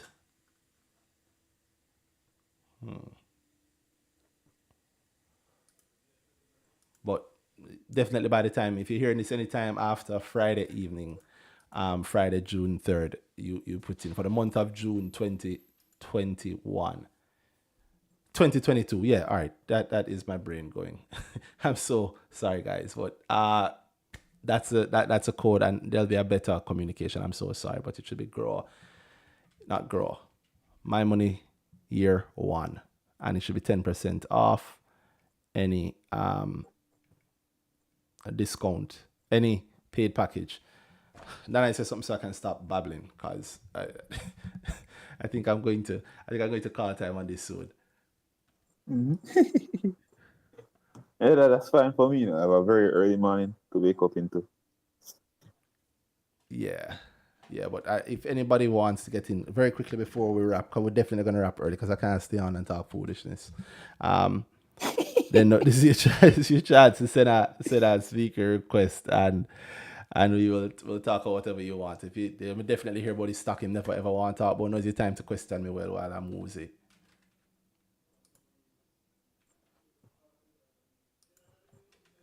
Or if not, I should say that I want it, because I don't like to leave it doom and gloom either. Because we said that it could be a great reset. It could be what could happen is a lot of companies could dip, obviously, in a way that cause a lot of other people to be very worried about the market, and then that could cause a fear effect, and the entire market could tumble down. I think that advanced growth sounded a whole lot better. But that's a general idea. But what could be a great move in that space? I mean, what are the safe havens? Because there's always safe havens on the market.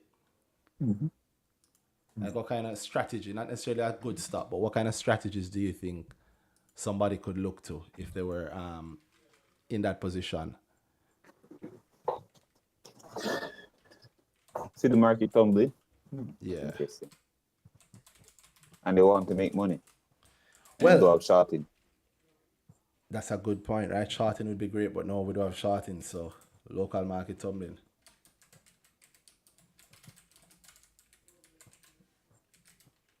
Like, I'm thinking that it's obviously a great time for the people dollar cost averaging, right? Yes, but I'm also I try. I think of it as not, because I know a good amount of. I think of from a client's perspective, a good amount of them don't do that. A little bit of some they have to invest. Everything else is expensive, so they don't have like monthly income that they can throw to the market just like that. So say, what do you do in that situation? If the market dropping, you're probably seeing further drops. You're seeing the things that you own dropping. I think at that point you start sell, and not to move the money away, you sell along the lines of I actually expect the thing I am in to drop, and I possibly look at where I think it's going to drop to. Basically, you look at the Q, you look at whatever, and you look at what's generally happening across the market, the kind of pressure is going to get. Maybe the stock you're in is pretty popular, so a lot of people in it, and that buy Q dead, and the sell Q long. So people start hitting it, pulling it down. You kind of take a thing. You're at a point, you take a stand at that point, but you can't short. So you have to get up and decide that whatever the thing is that's dragging it down, what's the thing that would one stop it from happening? So maybe there's a point where okay, the fear not really so heavy again. It's not going to fall much beyond this point. Or maybe even look at it and say, all right, cool. I know a lot of people were buying in at this point, say sometime in the past. So you don't expect that you're going to have people selling by that point, because then it's too fear to fight it. If I realize a loss. So that might be the point where it's very easy to buy at, because people are not necessarily, people are somewhat hesitant to sell there. Couple trades flying off there, so buying a little bit up there or at that point would be a good point to buy in, with the expectation that there's an event coming that would cause you to be more interested in this stock. So I'm going to push in there at that point. So between now and then, that's my investment horizon. So results will come, and you know the results were good, and this fall in the market have nothing to do with results. It's just people afraid, and maybe some money going to come back or whatever. You think people looking at those results will get up and something good. They might be willing to, or maybe a strong dividend, because the price fall. I know that dividend will much better. Yeah, that's true. You get a great yield on it. One of the stocks that I have some money in, publicly, some money in Lab. I see they're calling for a dividend at a time when I never expected one. That they usually seem to be considering dividends at this time. I used to them considering dividends at like the start of the year. So, and they're at a price that they haven't been at a long time. They fell below $3, and some smart person has been buying up volumes at that level. $2.91. Blessings level. For at least maybe just for me. But they have a dividend consideration, and you're right. Dividend paying stocks then start giving great yields. In fact, I think I saw Sir Berry tweet something like that a little while back, that dividend stocks are a great place to be during a recession. I hate recession talk. Oh my God! I say it and I heard it come out of my mouth, and I was like, oh God. Because I think it's one of those, it's a very easily repeatable thing that very often now not do the thing we're talking about. What is a recession? I think the moment people ask that question, I know what that is. And very quickly they're like, oh, you've had those before. I know I think people keep telling us this. Yeah.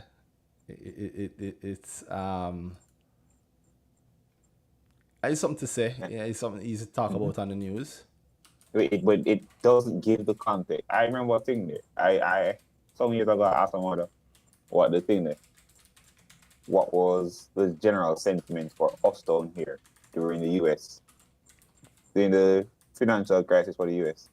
And it was people just say, oh, people weren't. It wasn't that panic for us. Like in terms of, yes, we had certain things, but the fear you had from people generally, it wasn't like what you hear on the reports on the US and the situation for people and the home, whatever. It wasn't like that.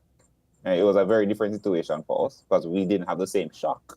We didn't have the same thing affecting us that causes that thing. And then very quickly realized, oh, so the recession in the US, I think it haven't been nobody's.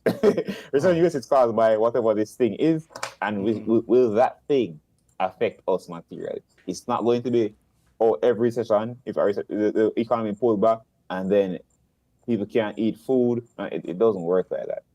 If, again, economy pulling back, we're in Jamaica. We're pretty used to those, aren't we? Right? Yeah, and it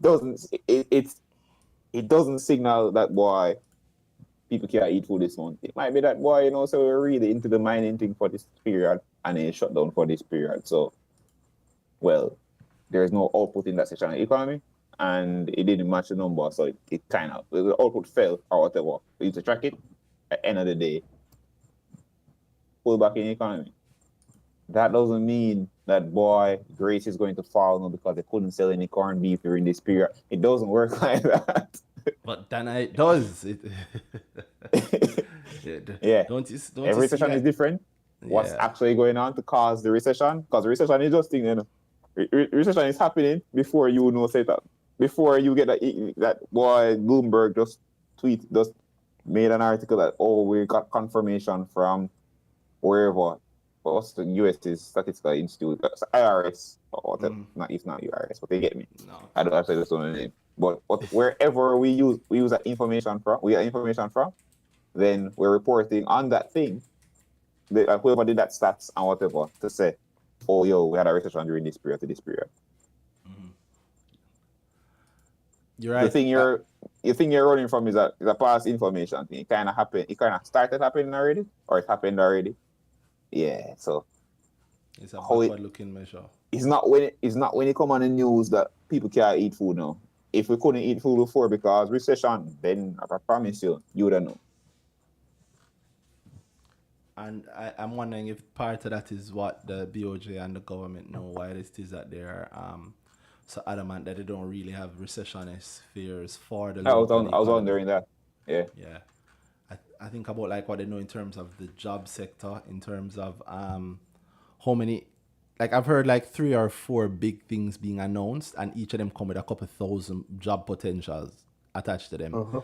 BPO, we know, going up. As much as you might hate the BPO, it feeds a lot of people and it allows a lot of people to make money and grow. Bro. It's fine when we talk about things that we're not participating in. Yeah. And it just to me is clear that they obviously have an idea about what is happening, that they know, like that talk about importing workers, I'm sure wasn't light. I'm sure it didn't come from nowhere. I'm sure somebody never go, oh, what are we gonna do on the evil agenda today? Let's hire somebody else outside of the country. These damn Jamaicans decide some people from no, never. No, not What at are you all. think, Yeah, not at all. And people think that at the evil meeting, what are we gonna do today, Andrew? Raise gas. No. Yeah, Nigel, that's great. Hit them in the banks. No, it is very often more people working, which means more productive output, which means on an individual level, more people might need more things. Yes, it don't mean that, I just left college and Elon Musk refused to hire me as his second in command. But it more means you leave college and you get a BPO work. I know it's not a lot of money, but it is more money than you're making when you're in college. And you are... It's more money than you were making, then you have to go back to the rural area with no job for the place that you look for the field you studied on, and it's no job. So yeah, I think a lot of people forget that there are a lot of people in Jamaica who don't make money. Like, that for whom a job, just a day-to-day job, is a big deal, and it raises a whole heap of people up when they make money. And yes, we're not paid as well as we should be, but this is how you get there. Like, nobody goes step 0, then step 15. You have to go through the steps of, we weren't making all that money, and then we started to make a little bit. And then all the people that make a little bit of money, like for every 50 of them, you need a supervisor. So that supervisor gets paid a little bit more, right? And then for 10 of those supervisors, there is a manager, and that person gets a little bit more. Maybe that person is from another country, and so they might get a really nice paycheck. But then by year 2, the company realizes, if we send this person back to their home and hire a Jamaican, we might be able to pay the Jamaican maybe half of what we were paying them. But to the Jamaican, it's a lot more, especially if we hire from within, right? And the reason that guy probably got a higher, I've seen I take him out of my yard. If he wasn't going to leave his space for less money, a high Jamaican salary. What do you mean by that? Yeah. But then high Jamaican salary, we know all that. Yeah, and we know that. High salary for here. Yeah, and we know that. We know we all leave Jamaica to go overseas to get jobs, to get paid. You don't go to Jamaica to get paid the same amount that you get paid. In fact, we go abroad to get low abroad salaries. Or sometimes nice abroad salaries. Them days done too. Nice abroad salaries. Oh, that too? Yeah. You saw that notice about the FGB lady?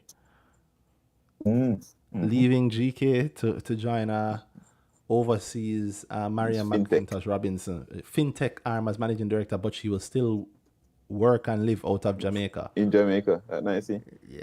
That there's a lot to be happy about. There's a lot happening, and I think in many ways that is the real true reset, because the base, the lowest of the low, is being measured at a higher point. It's that simple. The lowest of the. That's not to say that there aren't still people It's funny, it's almost like the market. in Because poverty. think about the effort that has to go into better, but how quickly the wrong affects it. Just an economy.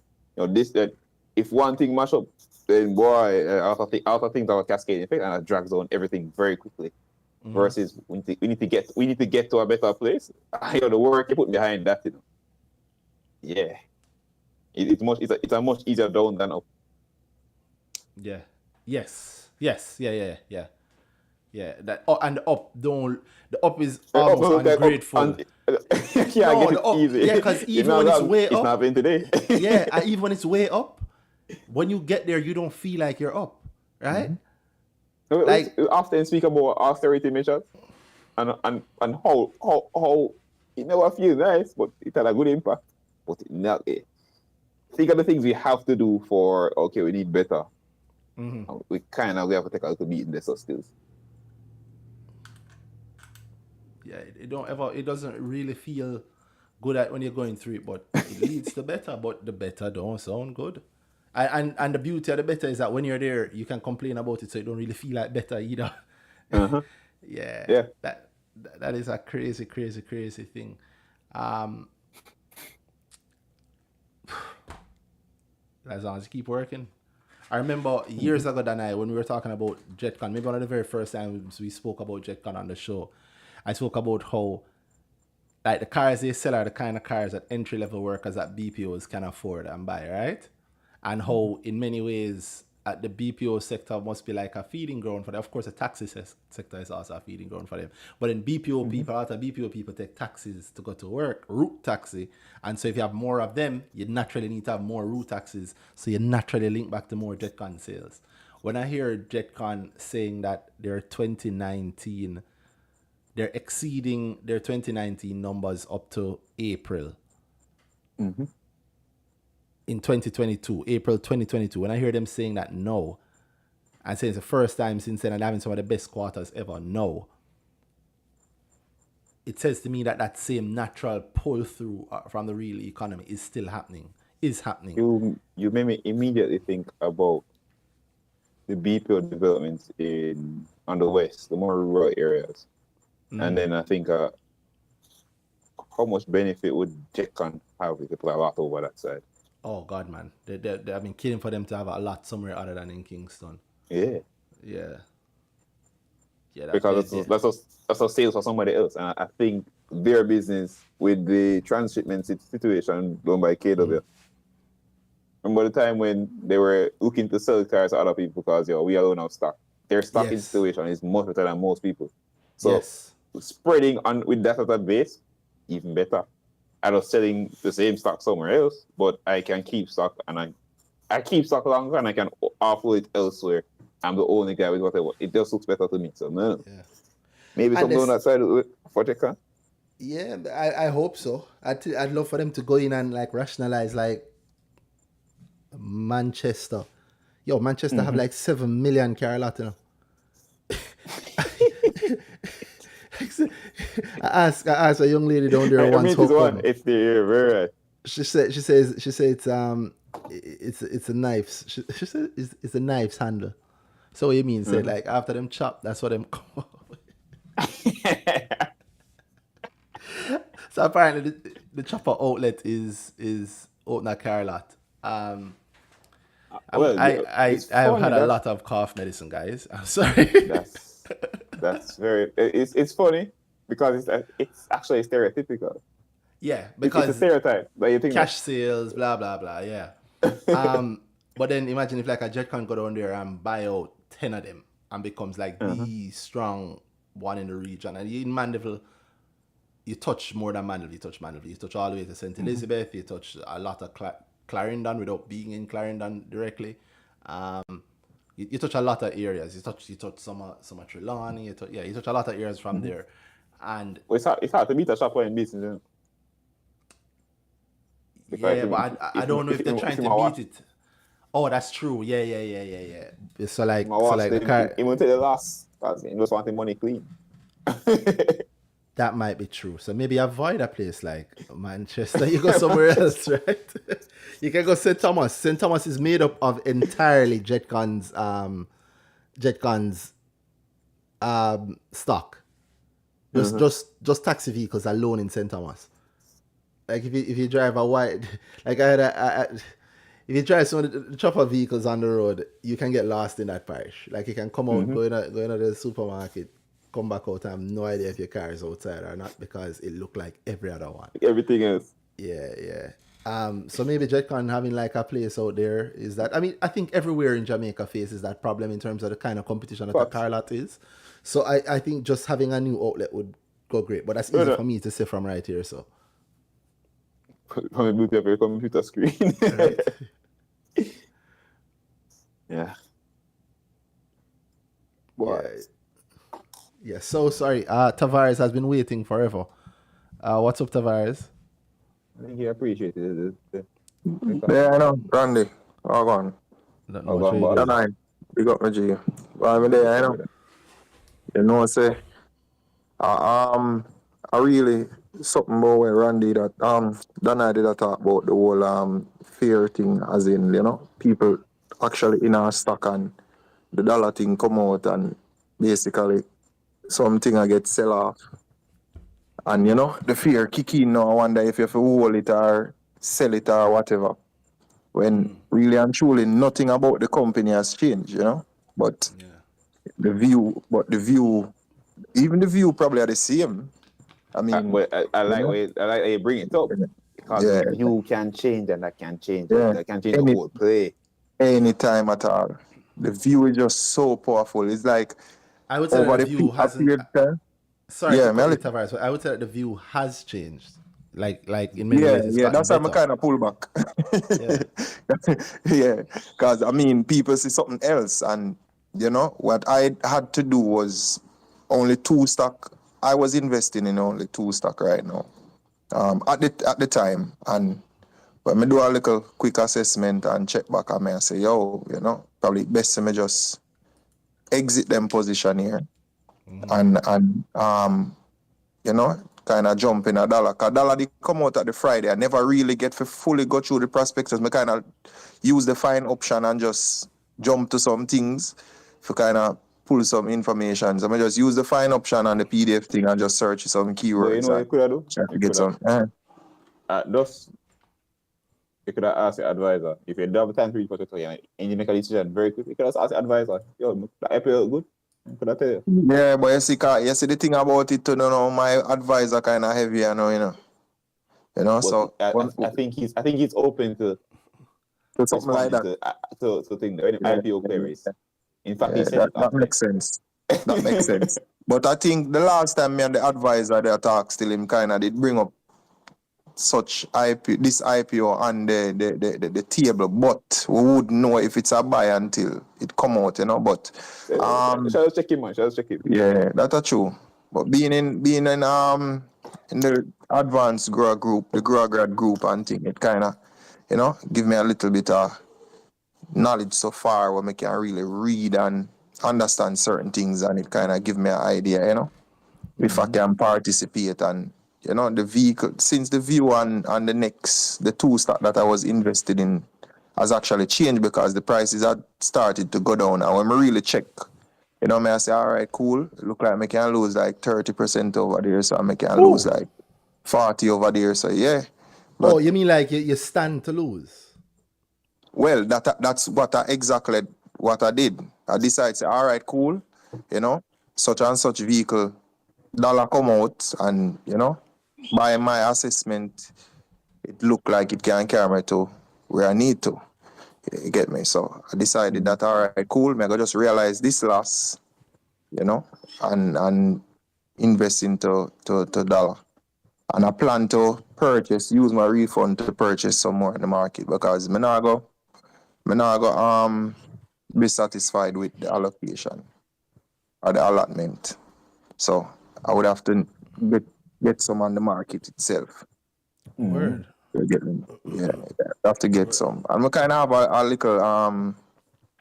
little plan, you know, and yeah, kind of have a plan layout and some milestone. I mean, need basic, not even milestone, or some half milestone or some quarter milestone, where I really use it for continuously assess the movements and the market reaction to certain things, and so I can basically, know what to do.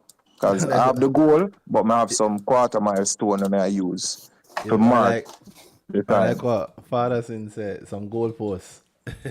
Why? I know goalpost, The other one you can't move at all. I think he meant milestones. I think he meant milestones. Go for suppose can't move. Yeah, the When goalposts a are little boy supposed used to to move play either. goal and the keeper realize him can't keep out the ball, and the keeper start grab the goal and move with it like a scrimmage goal. This thing for scoring, A whole heap of people that invest in the same way. When the goal now score, them change the goal. Oh man. But really a it come long-term like the investor. football. You have plays where a man can literally play from theme half and go score the goal himself. You get me? Or he can use other players, which should have been at the team. So basically, me getting to my goal at this point is really a team effort still, you get me? With the move up itself, you just move from one section and then move up to the other, to the other, to the other. And there are certain things where, to be honest, I try to not say certain things because I don't really want to give away a lot of things for free, because I not pay for my advanced group to come give away certain things. So I rather talk. God knows, I swear to you, brother. I just can't do it. So it's like me there and me a talk and me a iffy and me a try to say certain things, you get me? But there's a lot, Regine. Let me tell you. Operate a business, right? Where I work from Sunday to Sunday. You get me? So I don't really have much time on my hands. When I do have the time, it's really for the kids and certain little relax moment and things. So I try to use them time for the certain things. So when I did grow, I mean, you get the information and you get the layout that five letter thing where you use. That is basically the base. Yeah, that is the base of everything. And once you do that, we know what that can do already, right? And if you complete the entire process, it kind of help to guide you to your goal. Or not even to your goal really, but well, yes. That will help you to decide on how you're going to get to your goal using what. And the thing about it is that, so you see, because when I did grow up, to be honest with you, I do it and I hear but I was really fairly new to this thing, because I remember I started investing December and I did grow at January. And here I am now. And I never known nothing at all. From 2019, Jerry I tried draw me in this thing, brother. And, me decide, say, all right, cool. He may have to go to a certain extent to get me to jump in still. Because profit never lie. But, him get me to come in. And to be honest with you, the Grower Grad group to me is like, I don't know, it just kind of just show up Grower more because I'm there and see what I go on certain things discuss. And to me, if you can't profit really and truly, the fault is actually on you. You get me? Because I wouldn't put it because I don't want to blame nobody, but I mean, no, it's not really. No, it's the truth. Just you know I put it there. Say it's just really trying to be, or whatever. But it's really the truth because once you follow that 5-letter thing, and you continuously reassess, and you do that same 5-letter thing. I mean, it's a thing where really help you. I have made a couple of plays in the past. As a matter of fact, I made a play this week. Within 1 hour, I decided to say, all right, cool. Such and such thing, they come out the day before, after the market did close. And I say, all right, I do a quick run through. And I say, all right, I need that 8%. And this can give me the 8%. And I went in. You get me? I buy it at 71 cent and I sell it back at 82. You get me? So excluding fees, I made my 8%. I was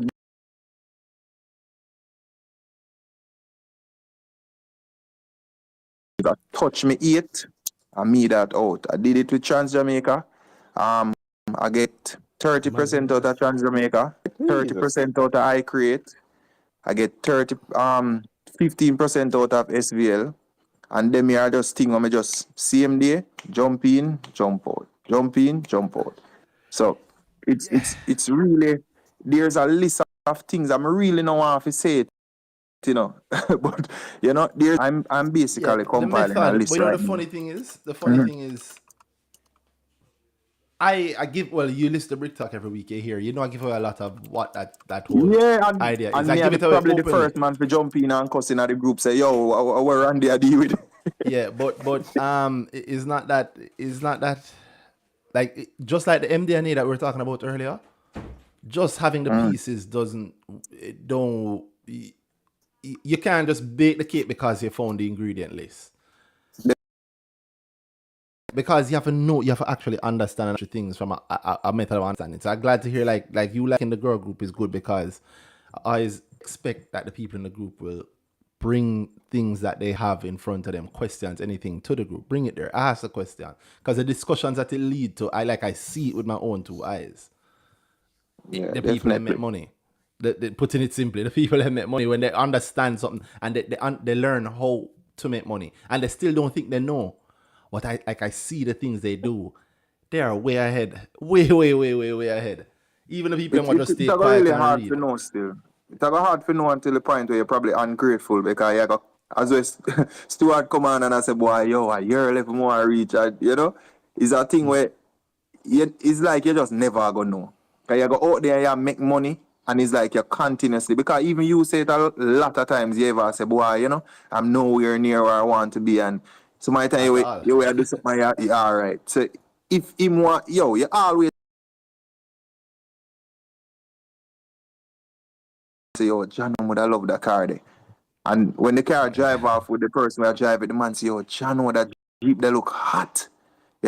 And it's like the whole thing just go on and on and on. So from car to plane to private jets to that. So it's a thing where it just never ending. And this investment thing, you have to just literally just work with your goal, brother.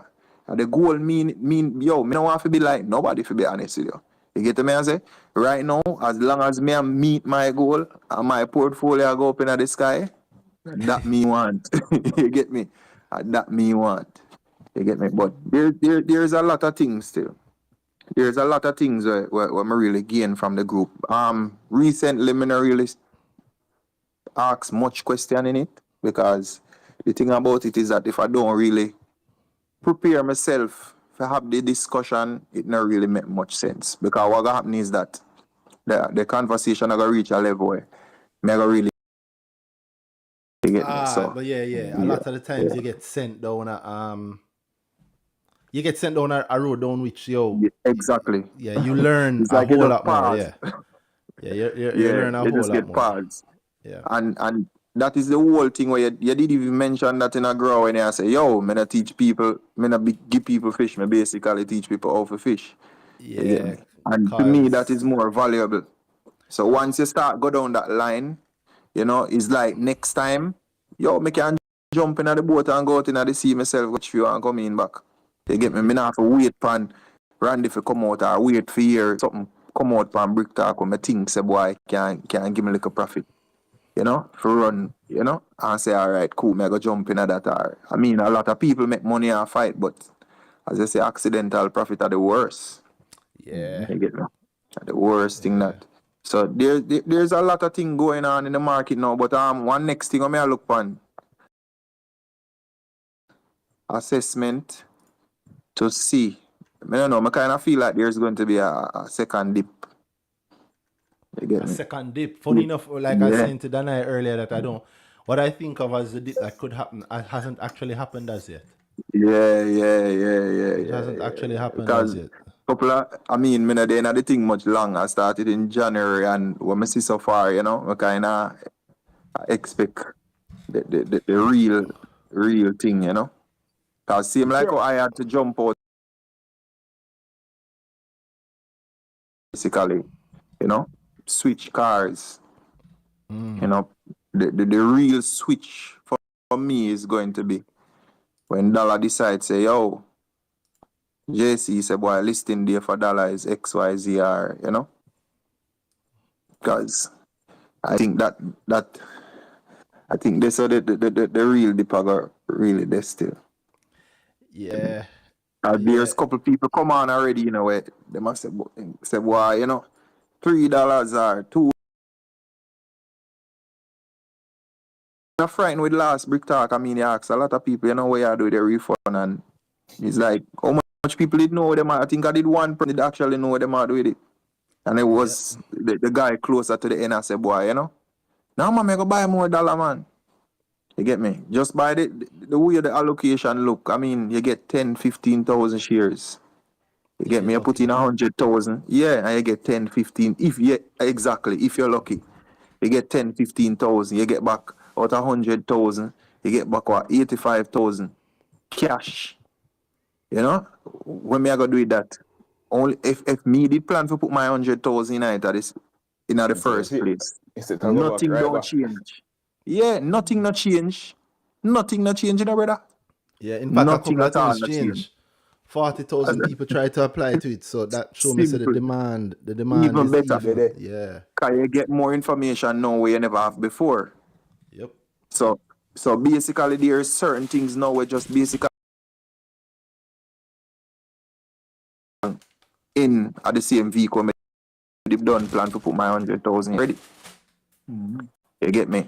So yo, every time me have a go back in a that still. I not lie. And I have some quarter mile posts. No, I talk the truth. I have some quarter mile posts. I look to say, boy, you know, these things along the way, them criteria here, I feel meet for me continue, you know, and know really when it's my time, you know. But what more I have to do still, me go when it do list and you know, that brick talk, me go come back and really, you know, give an update on how that work out for me. Win, lose or draw. Yeah.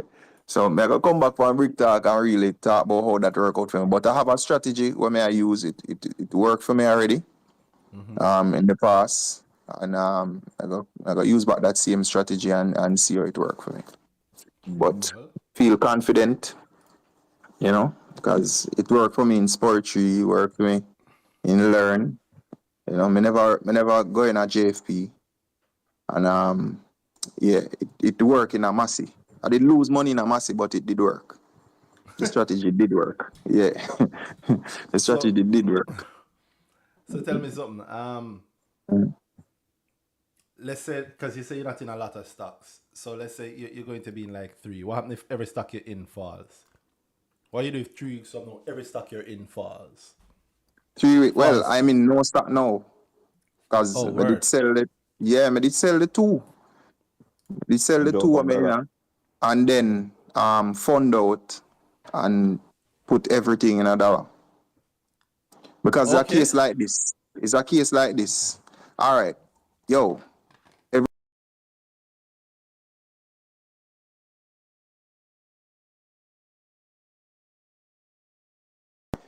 A 3 or 2. One of them there. Either 3 or 2. Me's a man, me not put my money in a bunch of stocks all over the place. Me can't work 10%. Me make all 2 million 10%. You get diversification is the yeah. To me, and that really help you sharpen up your skills. But in order for you to do that, you have to really, you know, do your research and continuously check the market. Because Duffy did come on and she say, yo, she want 30%. Me hear you tell her, say, yo, this really require a lot of, you know, it's the truth. Yeah, it's 30% each quarter. Yeah. It's something you have to continuously check. You have to know where you look for. You have to know the linkages. You have to know certain things. Any little thing at all pertaining to the stocks where you're in or anything at all, we have to do with the industry or anything, you have to on point with them thing there. You get me? Because the goal is very near. 30% in a quarter. Very near. Yep, and getting it wrong puts you into a place where you have Probably not. 20% down, you have a whole heap just to get back to square one, and then you still have to find the 30% on And top you of waste it. time in a little 3 months. Yeah, that's why I decided, say, all right, cool. When I really look at me and say, yo, we have I expect 2 dips. You get me? I never really want to say it, but I just the truth. I expect 2 dips. I don't think the dip has come yet. If it's coming, I don't think it's coming exactly. yet. There's a guaranteed dip. Because when JPS drop, there is a guaranteed dip coming. Definitely. JPS will cause and if you think you see dip yet, if we call Elephant Man for that one, JPS will cause every single thing to dip when it drops. Enough dip before, you never seen a dip like this. Yes, never seen a dip like this. Never. So, so them thing they know I kind of look forward to. That's why I decide, say, you know what?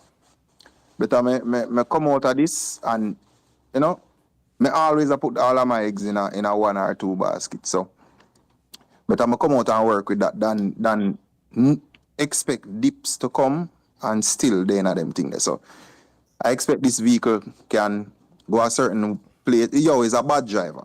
At the moment, it's a bad driver.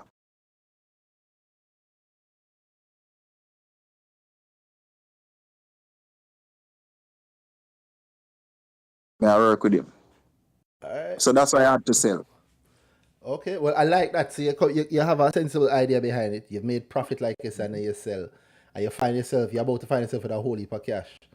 What you do if the thing that you pour all your money into dip 20%? Well, that if it dip 20%, I will done it because of the quarter mile post them. Yeah. That's why they are in place. I mean, I really set the post them, the quarter mile post them far apart. So basically,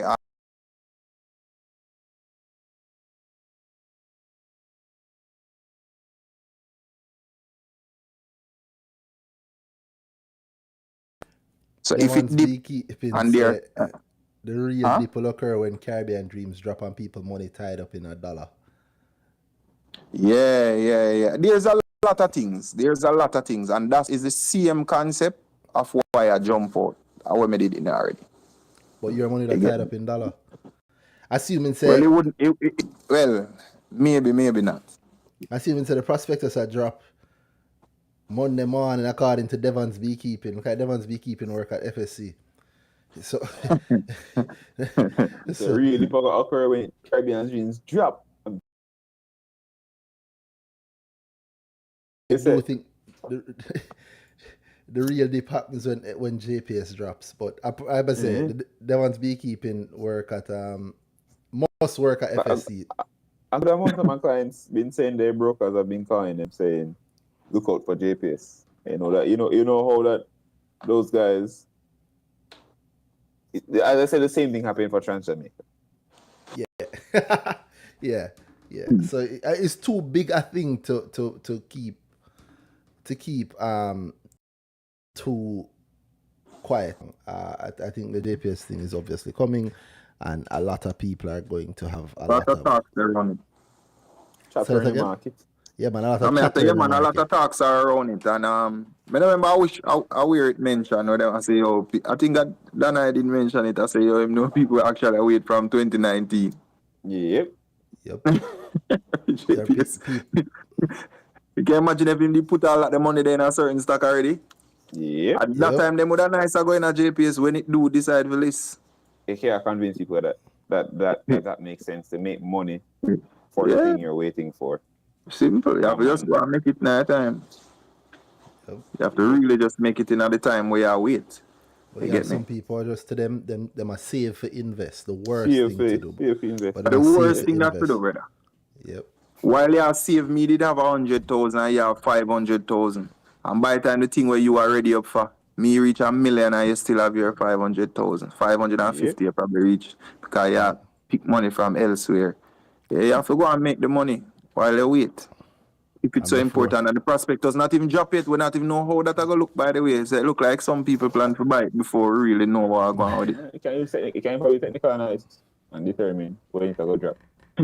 Well, not even chart not about, so we don't know how that technical is. And most of them people at the chart, them love look for it, you know. Yeah, Them well, probably draw one. well, you can look at some things. You can have an idea what it's worth. There's Yeah, information already out there with it, no so. Yeah, man, and they make they make like Bag of money. but yeah, like 30, I feel like I remember in 38 million in profit last year. I think Net profit. Yeah, the government get 20% of that, get a multiplier, what, 2025. I assume what it look like. Couple billion. Question is, are they going to put the pensions and the institutionals in with a reserve class? And if they do, Yeah. how far will the stock fall? Yeah. I don't know that they will do anything like that. Actually, I can't. Well, that's know, that's how yes, a We've done it. practical investing come into play. You have to think like that. You have to have a plan them. Yes, if you don't think like that, you can't be prepared for it. Yep, Every little thing will happen on the market, I go just surprise you. Exactly, and then you'll be like a ship out.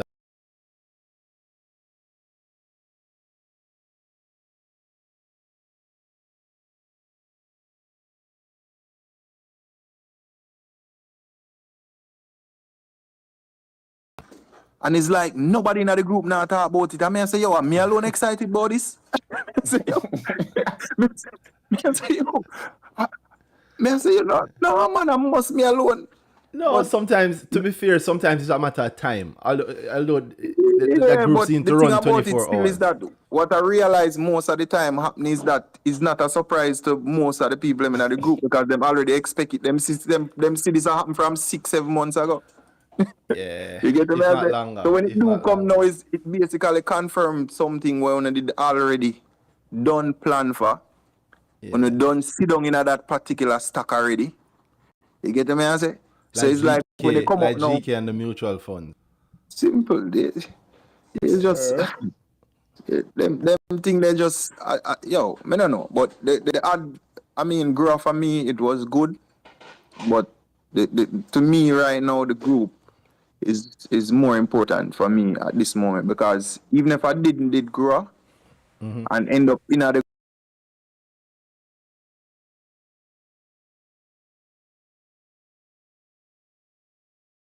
because a lot of things is the same concept repeat every day in a different way.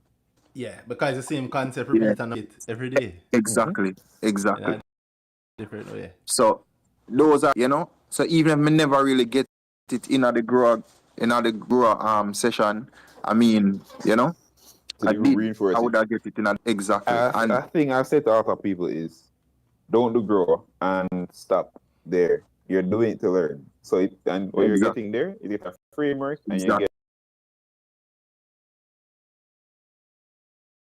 put the things into process and then get up and think. You can't go grow and baby. You have to grow and get a ticket for profit. you have to grow and get all right. This is how we do. This is how we do it, right? Yeah, so you really have to say it's you could even get it's really that's and really for me, you the layout was there, but the issue is like after a while I really look at me and say, yo, this I will run there talk about. It's like the goal, goal, and people are make up the goal, and even when they make up the goal, it's not serious to them. And after I realize how important this thing is, that me I say, yo, that is why I could have made the 30%. That is why I could have made the next 30. That is why I could have made the 15. That is why I could have made the 8. You get me? If me still like some of them people and I look and I say, Bombas, look how fast he reach us up, brother. 10% quick. Yo, this look like he can go 50. I'm go and hold on and wait and see what I go on. Bam, reverse. You ain't not trouble. So for me, yo, me not a problem. I mean, if I'm buying at the position, 10% is my goal. I'm say, all right, this I'm gonna use and reach there. I mean, I get to the 10%, I sell. After I sell, I can reassess. I not have to reassess while sitting in the car. You get That's what I true. say? Yeah, I don't have to reassess while sitting in there. I have a lot of, I don't buy when, that's why I'm not really buy stock sitting in the queue, you know. When me I buy stock, I buy for whatever price it sell for. You get What? me? That is, no man, I this I'm reach on. Me not buy sit in a queue. Only time I really would have set a queue order unless me already in the stock and you know, me have some money and when me really do and little, you know, you can look and see certain things in the queue and thing. And me say, all right, you know, say, you know, this look like you can trade, you know, down by $5, $6, whatever, dollar depending on the stock. But just set a little order and grab a little discount. Cause I mean it's been trading for that price at the day, but it just not there in the queue. So no nothing wrong if me just set a order and there.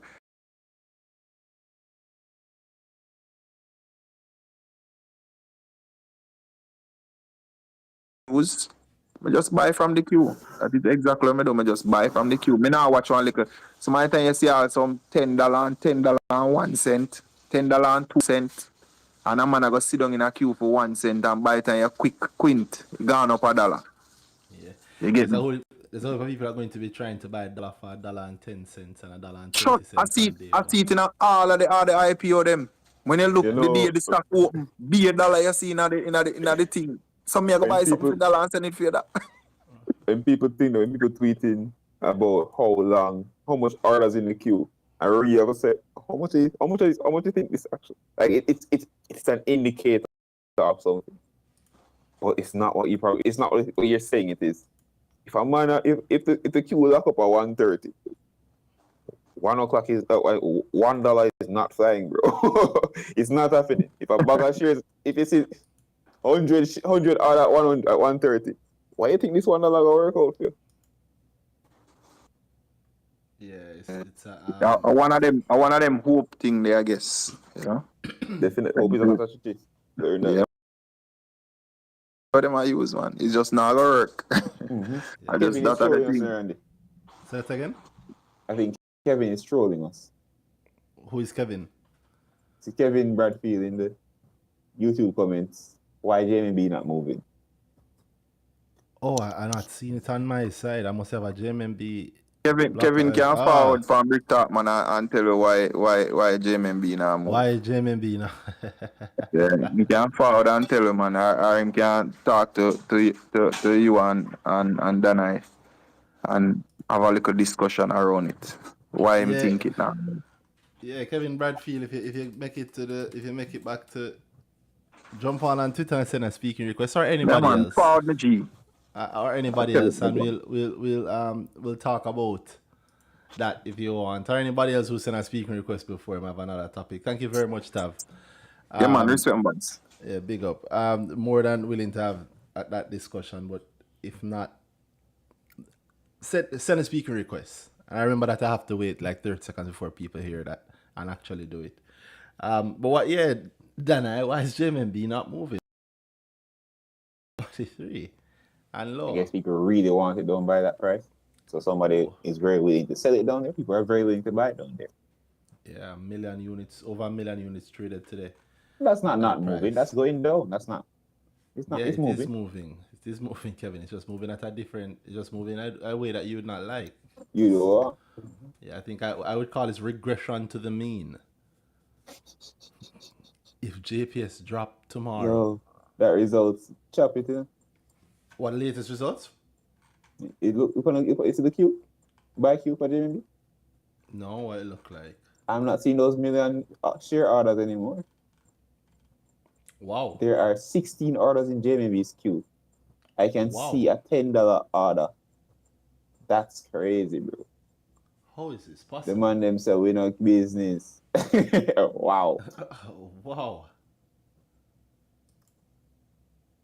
Wow. 12 million can almost clear the queue. Yikes. 316,000 units. Jesus. Wow. That's scary.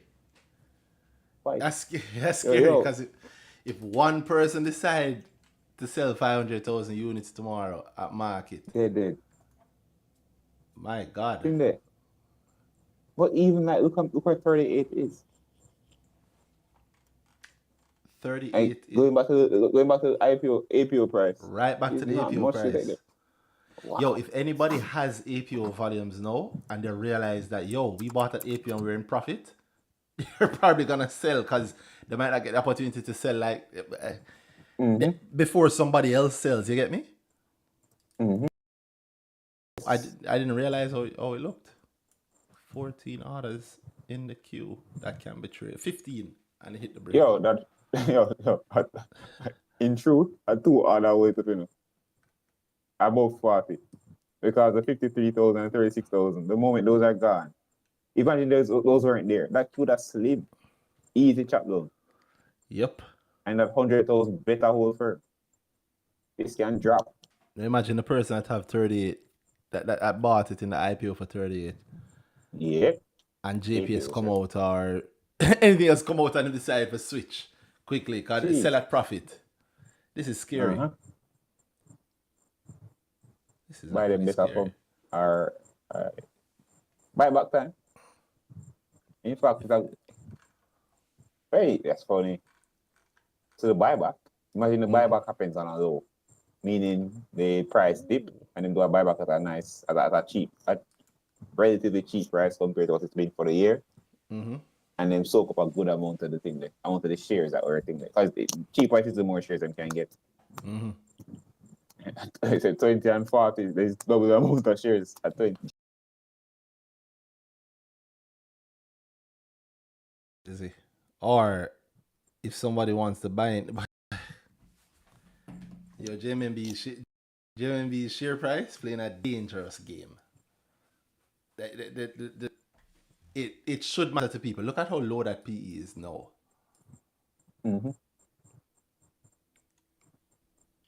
I didn't want to work out what the PE would be at 30. What's it now? It's 7.37 now. So it'll be 60 like that.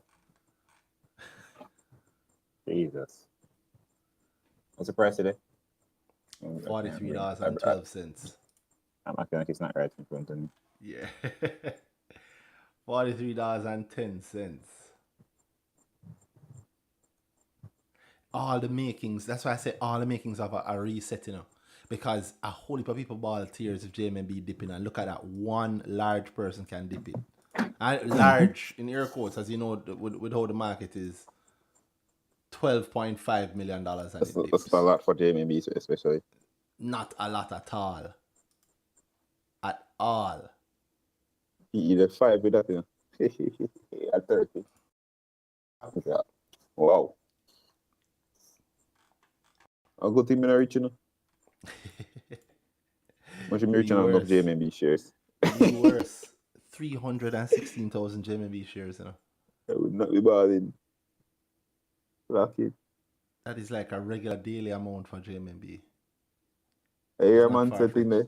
Jerry message and said 430,000 units got chopped in the blink up on eye today. It was what was holding up the queue, so a nice order was there and it get knocked out. So somebody jumped out. Yep. Woo. Oh, there we go. It's festive if somebody not come good on Monday morning. Yeah. Things like this, I think it was a great reset. Like if I'm in JMB and this is my safe haven, it's no longer safe to me. Mm-hmm. Because yes, it has grand potential if any news gets announced, if there's a buyout. Even if the stock buy, the share buyback is actually meaty and put out there and actually put out there. But if without any news, if it stays now like it has been staying, wait. Share buyback was supposed to start April 1st, the day after the end of the quarter. It was expected to start April 1st. In the financial year that starts April 1st. The day after the end of the quarter. What was the last set of results? Good. Not as good as these, but good. No, man. So, the March results, same March results. I think they could be better. I don't think, in fact, it's down on supply, don't it? The quarter. Yeah, I think that. Why did I Yeah. open it there? Let me open the simpler version here on My Money J. Yeah, They had a better Q4 last year. yes, Did they they? did. Yes, they did. Yeah. Q4 So last the year is PE gone up. 3.5 billion. Q4 this year is P, 3.1. yeah, PE goes up. So you know that go. Well, Market say no. You that's have to true. be doing much better. And I think all the expectations are around this because you know that whole SFC thing where they throw it into the fourth quarter and it looks nice, a very nice quarter. But it has to be an actually nice quarter. It's They just probably know not that as it will bad. be. It's not bad. Before anybody come, JMB is fine, JMB is a good company, blah blah blah blah. I'm saying you're reporting against the quarter, you are less. I mean, the last reported quarter was whatever, and you are less than that. The market very likely reacts so much, as we're seeing now. You have to actually, so even if the quarter good, you are less than the quarter you're comparing to. So at the end of the day, you're not likely to see an increase in that. The market trade on new information. If you're not getting better continuously, then it does not go. Yeah, you have to give something. You have to give something to the market. Something better than just good results. And Good enough. You're We're good yesterday. and the We're tiny good dividend. today. Exactly. Yeah, and the tiny That's- dividend. Yeah.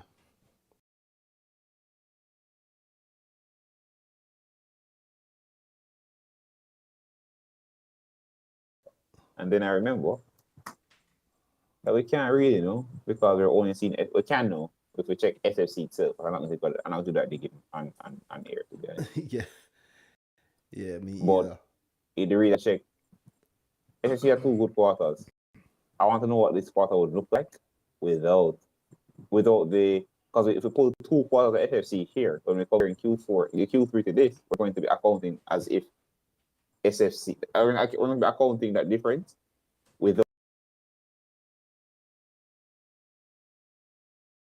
We'll be looking at 6 months. Am I explaining that properly? I don't The know. Q4, full My year, brain gone. right? Compare. All right, let me try better. We're looking at the full year, and to get to find out what the Q4 would be, we would subtract the last 9 months, right? The Q3, everything up to Q, the year to date Q3. It makes sense. Yeah. But in Q3, they didn't show us any SFC numbers. So when we subtract that, the subtraction we do before then, or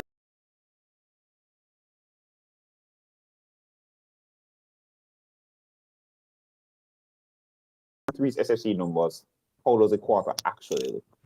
Oh, I'm not even going to pretend to be able to follow down that. Not because I can't, but right now I can't. Like All right, gotcha. my Yeah. brain is swimming right now. I'm just trying saying not to say it's not a the pretty wrong side. thing. Yeah, no, They had I'm with 5 you, but 5 billion no versus the 1 point odd last year is they had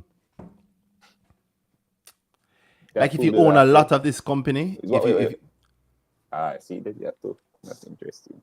share a profit, yeah. If you own a lot of this company, meaning like if you're a controlling shareholder and you have a lot of say and you can eat off of the dividend, the dividend yield for you is like 5%, 8%, then JMB is great. If you're thinking from a corporate battlefield point of view, JMB is a city that is their walls are too easily breached, in my view. Jericho. No, not Jericho. Yeah. No, not Yes. Jericho at all. More Not like Jericho. Jericho had really good walls. yeah, yeah. And look how that worked out. right up until the last part. I actually don't want to say that one. Oh, God. Yeah, I think you did with Jericho. It's I think not you did with PG. Jericho.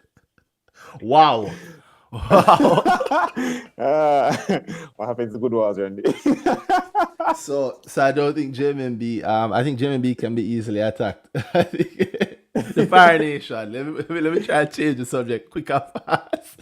But yeah, I think JMB can tumble a little too easily. Like in America, this would happen. This would be like a nice. I'm gonna make sure and tumble it. Yeah, man. Because somebody will come and snatch it because the people actually defend it don't seem to be defending it.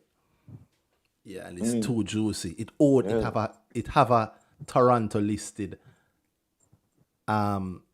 associate, Imagine that. which they have. Sadiq or head back opening, bro. Like Like this- imagine. You Imagine can you're walk rich into enough the to make industry that via play. this. Yeah. You can walk into the industry in a big way with this. If you're talking at that level of money. Mm-hmm. Yeah, this thing is poorly defended. And the if and but well, again, Jesus, and a platter. armchair quarterbacking, right? I can't say anything from home, but Facts. yeah. You can say anything from not enough money. Yeah, that is 100% true. Because it's not like I really threw my money in it either.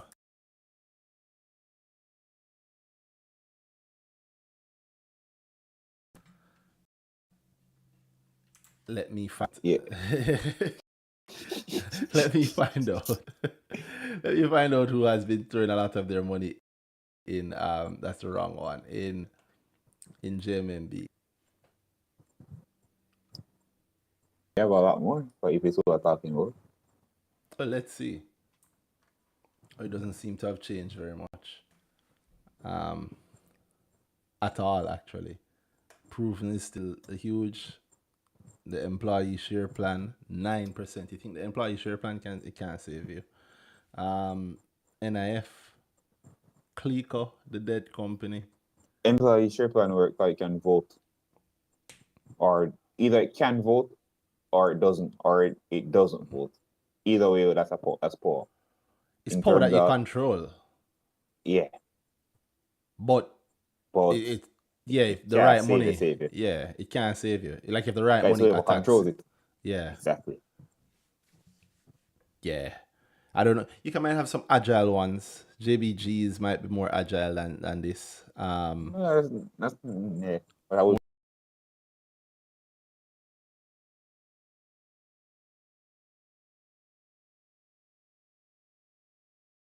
the yeah. trust over there separate from the So ESOP different here. levels of shield. This is the shield that everybody. This is the shield everybody gets.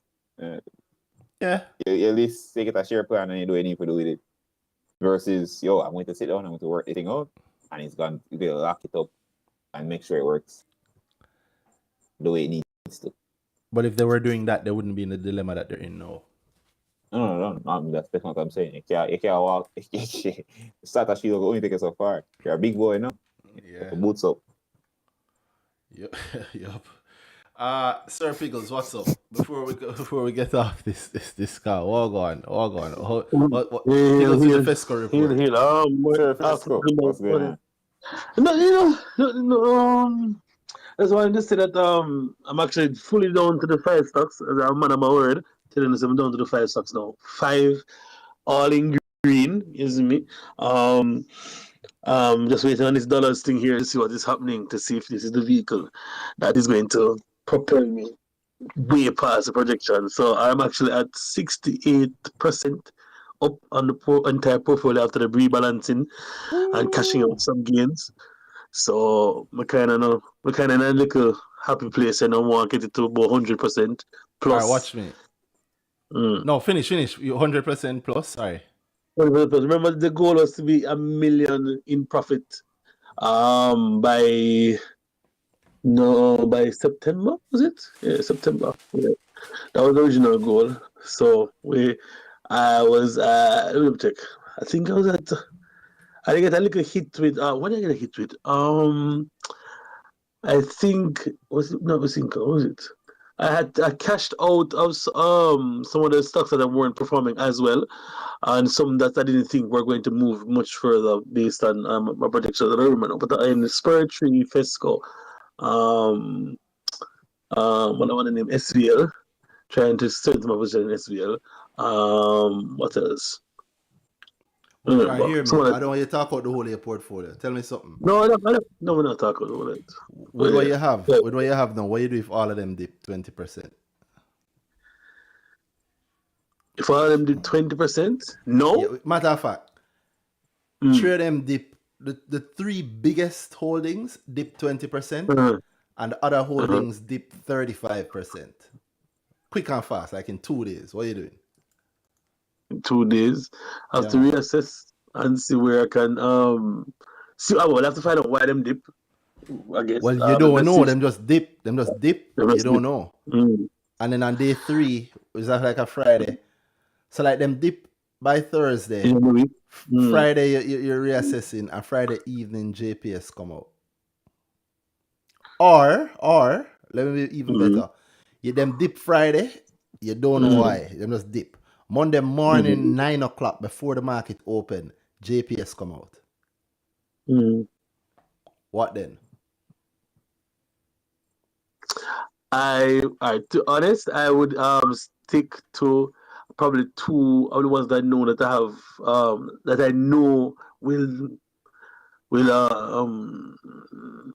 I don't want to say the wrong thing. I would stick to two guns and two stocks that I feel that will rebound based on the fact that I know persons will be trying to cash out to go into JPS, and there may be chances for me to average down and probably get a rebound by the end of the week, because other people won't be getting into won't be able to get into the JPS or the refund or whatever. I also have some dry powder for that in case too. So I will be also going into JPS as well. But I wouldn't. It's like anyone think about it. Because if JPS drop, meaning the prospect is out, the price is very likely to fall. I say very likely to be careful, but I very much think I'm going to drop. Everything I drop. Everything. Right? Remember when Trans Jamaica came out? You can tell when Look Trans on this Jamaica came out by looking at every single stock on the JC that was out then. You sell and going to JPS for recovery in weeks, that don't work out. But JPS have open for weeks. Yep.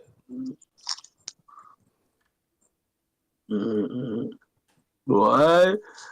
I have to probably need more time to think about it, but I don't say I wouldn't. I'll probably buy more of Fesco, to be honest. Be quite honest. No. Yeah, the man I go back home in a brother. So Fesco dropped to $4.50. And tumbling. But it depends on. Well, I don't want to expose my average. My average cost is much lower than that. But we're not It's a tumble, brother, because the things come out Monday morning, so they have 3 hours. The first breaker hit, right, and the second breaker hit, and some big volumes people are hit it at. I don't. First breaker hit from. I remember saying you're going in September. That's pretty close. Doubling down might not. You have to say, Fesco, I go do what I need to do by September. And do what I need to do. Not from 6 something, which you were initially buying at 4 or whatever. That's to do it what I need to do. 4. Falling down 450 and lower. That's to do what I need to do. Your additional money going. You pass. What if you're initial? Don't I want to know what. I want to know. So if you're well, that's true. If your average position, let's say, for argument's sake, is like $3, and it drops to 450. Then you have if your average position is $3, and it's at $6 now. I mean, you're 100%. Oh no, you're 100% up. If it drops to 450, then the value of the shares that you had have now fallen to the point where you're only 50% up. So now you're investing at $4, 450, and still possible tumbling. The things you have need to move. Whatever you buy at 450, whatever your average price overall, that is still have to work on. The average movement of the position has to give me the profit I need from the average, right? Plus the fees. Same ball game. No change. No change. But any money you have in a falling stock is working against your profit. So you have to decide now. You have to tell yourself, all right, cool. I lost some value there. How do I get it back? Plus, right. Yeah, the message I want to say is don't stick to it just because you like it. Don't stick to it just to stick with it. Fesco is your first consideration because you like Fesco, because you know Fesco. Okay. Assess if Fesco is the vehicle for you in the actual situation to reach the actual goal that you put out. If it's not, then it can't. You shouldn't be investing in it for that specific reason.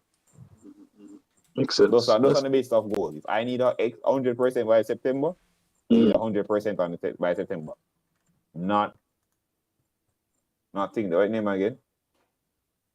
not Fesco to do what it needs to do by September.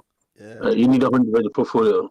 So, Yeah. so then reassessing, you have to look at, you do the required skills that you learn in grow and assess the stocks that might get you to where you need to go. And that's I think I guess a reluctance because you're backing this horse from Wapping Philip, isn't it? And it's always the sentiment is always a thing that gets in the way of a lot of persons, even the most logical human beings, isn't it? So yeah, Well, it's every still, now and then it box me when I see it, but I have to assess it and fix out mm, the mhm. work. So the money now go make itself on that basis. True. You can go with the one to watch it. With this sort of deliberate gain required, you can't go with the one to watch mentality. You have to Watch. actively be on top of what it is that is happening. You see that? 30% down, 43% gain just to get back to square one. Jesus. Yeah. So I'm not saying this is scary. And I'm saying it to make you No. and It's everybody else. practical, yeah. Mhm, Yeah, everybody else thinking about it to actually think about it. Think about that. Think about if you're flying for $1 and maybe it go good, but like I said, JPS come out, everything is going to dip when JPS drop. And I hope I'm wrong. That'd be good if I'd love if I was wrong. It'd mean there'd be more about the market that I'd be learning immediately. But as it is now, you have to think about that possibility every moment that you put your money out there. Think of that. Look at if you have your money in JMB. One person that trades less than the amount of shares that traded today. Well, if they do it again, a market order for that amount tomorrow. Tomorrow being Monday. That's the lower breaker being hit, and there's nothing below. There's no price below that, right? That's a beeline for much lower. Like them so scare me. Them so scare me. I would want to get out before everybody else. Yeah, that can be crazy, but it doesn't necessarily mean that you're wrong. For somebody else buying with a longer goal in mind, it might be a great opportunity to buy. But So this name, indeed. Yep. Makes sense. it's a matter of how real your goal is to you. So that's the next thing too. We're not saying you shouldn't be flexible, not you specifically, Andre, but just generally. You can be flexible, especially when your goals are arbitrary. If you actually need to pay whatever by when, then your goals are much more restricted. More real. If you just want to make some money, right? Yes, pressure yourself on and just want to make some money. But don't go to the point where you that's where the thing comes in where you can sleep at night. So don't stress yourself. Don't be putting your money on the line to a point where you're not comfortable with just for the sake of making more. If you need to pay something and you need to pay, then I very much understand stressing yourself for that goal. But boy, I just want I want my net worth to be higher, but our money in a CPJ and CPJ dropped by 2% and I'm sweating. that goal is not for you, bro. At all. Yeah. At all. That's a scary goal. If you find yourself suddenly going, let me change the goal. Because that's really what you do. I like that. This is a comment, Randy. What's that? Why everybody want to buy JPS with a zillion shares on offer that will inevitably stagnate just like Transjamaica did. I think you don't understand what happened with Transjamaica. Yeah, none of this amount of shares had IRR now move no share price. dividend discount model. Yeah, you're not getting on the base stuff. Eventually people will buy it. It works. So. Matter about the light bill, the matter about. Yeah, I think a lot of people will buy based off that sort of feeling. Like, it's the light bill. Like a lot of people, I'm sure, bought Fesco and still buy Fesco because gas keeps going up. It's not the worst basis on which to buy a company, but if your goal doesn't match that, then it might be something else. And like for Transjamaica, we said it earlier, I hinted at it earlier. It's if it is priced in such a way where like the pensions and the institutionals are given a reserve way ahead of time, then depending on the pricing, it may very well be it may very well stagnate. But if they're not, if they do it like Wigton with the bottom up or some other sort of thing to keep the larger players out and create a situation where they have to participate in the post IPO trading, then that is how you generate interest in the stock over the true longer term. But that's for the bigger heads to know. I don't know how it's going or who is doing it or anything of the sort. So Yeah. up to If it's a pension funds, they want something that is no more risk averse, I feel. So if it's something for that, they want something more steady and safe. no, I mean every Investing, pension right? going to buy it. Yeah, because it's JPS. It's not like yeah, every pension is going to buy it. However, just because every pension is willing to buy it doesn't mean that if they aren't going to be buying it on the market, if they don't have to, if the pensions can decide that, listen, we're getting at least 5 million units each or 50 million units each or 100, depending on the pricing, whatever it is, if they're getting what they want in the IPO, then Then there's nothing for demand on the market, basically. and for something this big, you will need that sort of large party demand after listing, because the retail alone is not going to send it anywhere. Again, depending on how it's priced. Yeah. So as long as the listing broker knows what they're So you doing. think, question, so you think if they list at 50 cents as opposed to $1, that would be a big, I guess, but that they actually probably do it for real. 50 cents would be nice too. It depends on how they're. It depends on how they're valued and how the value is laid out. Yeah, I don't know if I'd go 50 cents these days. $1 might be good if again depending on how it's laid out, but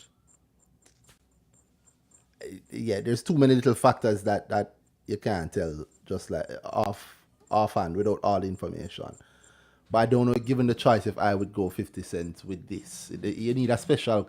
It has to be valid a certain way for you to do the 50-cent thing. It don't. Yeah. Or you could do like dollar. You can be smart and do like dollar and go 80 cents. That's smart. Nobody remembers that dollar didn't come in. Not dollar. Fesco. Yeah, nobody remembers that Fesco. Yeah, that Fesco was not $1. Fesco was 80 cents. That is smart as hell. Yeah, man, that is extremely smart. But yeah, consider that, Sir Pickles, and anybody else watching or listening, think about that. What are you doing when you get your refund? What do you do if the things that you're in dip 20 or 30%? And say that again? No, that's really food for thought. Even with dollar, things that are going away. Wow, okay, all right. Yeah, the 400,000, the 40,000 applicants might very well be I still am excited to see how that works out. Yep, me too. Yeah, Me too. Yeah, I'm excited to see how that works out. I'm happy that there are a lot of people coming to the market, and I hope they stay in the market. I hope they understand what it means. Do All right, you Sir think Pickles. people are go becoming ahead. more savvy? You think retail investors are becoming more savvy? And Definitely. Some. I mean, I can speak for the people I know. I've taught a couple of hundred people at this. I've taught over 2,000 people, I could say, in terms of draw over the years. And over the years I've been doing it. And Yo, Dre, you look at it. sorry. and some of the conversations are good, and it's stuff like what we do every week. I know that encourages a lot of people and pushes the market also. So I'm not surprised that, yes, I would say yes, the retail investors are becoming more savvy, but also retail investors are the pie is widening heavily. So the percentage, there are more numerical people being savvier, but the percentage of less savvy people is going up simply because the overall numbers are going up so heavily. Yes. Yeah. I've looked in there. A thing I'm looking at is the fact that we have to be fighting to get IPO early days. There's a big competition to be. I have to be the first trader. You got a long queue of thing there. That was not a thing. That was not a thing in the past. again, we should get this thing easy. It's we alone was pushing in the trades. Yeah. And which is why I hear certain talk. No, people are surprised at it because it's surprised from an angle of why are people doing that? When in truth, people are always doing that. You just never saw it because one, you weren't looking for it, and two, it wasn't to this level where it's at a big gridlock. It was Randy trade go through as no is Randy own pool versus see a trade go through. I forgot check. It's very often somebody I know, but. Yeah, remember the cues. So I see people I don't know get to. So yeah. Yeah. And what it takes now to get at any point early in the trading, that I'd say the first 2 days, if not the first 3 days, is long prep, way ahead of time. You have to know the rules, like Matthew was saying on Twitter, that you know, and Shan was also saying it, like it is necessary to know. It is necessary to know the circuit breaker rule and understand it properly and understand the market in order to do anything in the first few days of an IPO. But like me, I can tell you many times, I just don't intend to be able to get. You won't be able to get. Like day one, I don't think I'll be able to get. It's not gonna. You're not going to get for day one. You know, it trades very, very, very lightly. Yeah. We'll see when it happens. If you're going for strong volumes, then I mean not talk, but yeah. Yeah.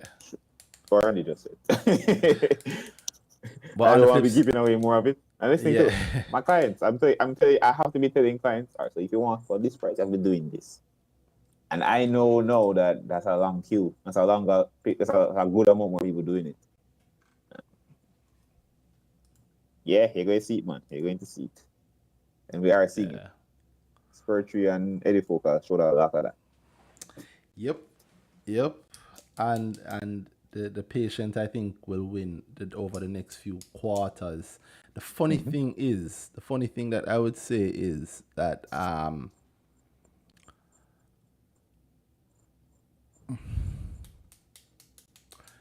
leave it alone. It's I think I think the smart can make a lot of money in this market, and I'll tell you that if a reset comes along, be open to seeing the huge opportunity that a reset in this market means, because it won't last.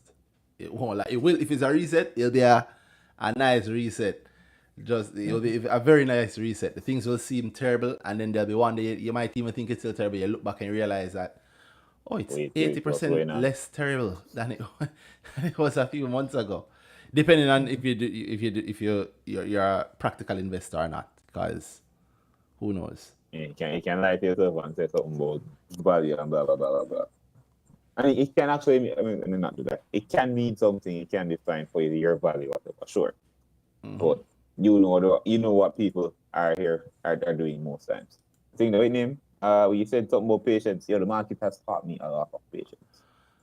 Me too. And it has also taught me, but it has also taught me that I am patient. And I learned that solely from other people. And I realized that the level of patience that they have.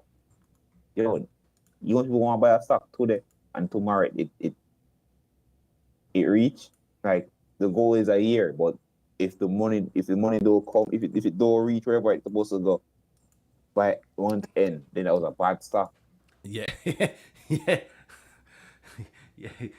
have to get there then. Yeah, and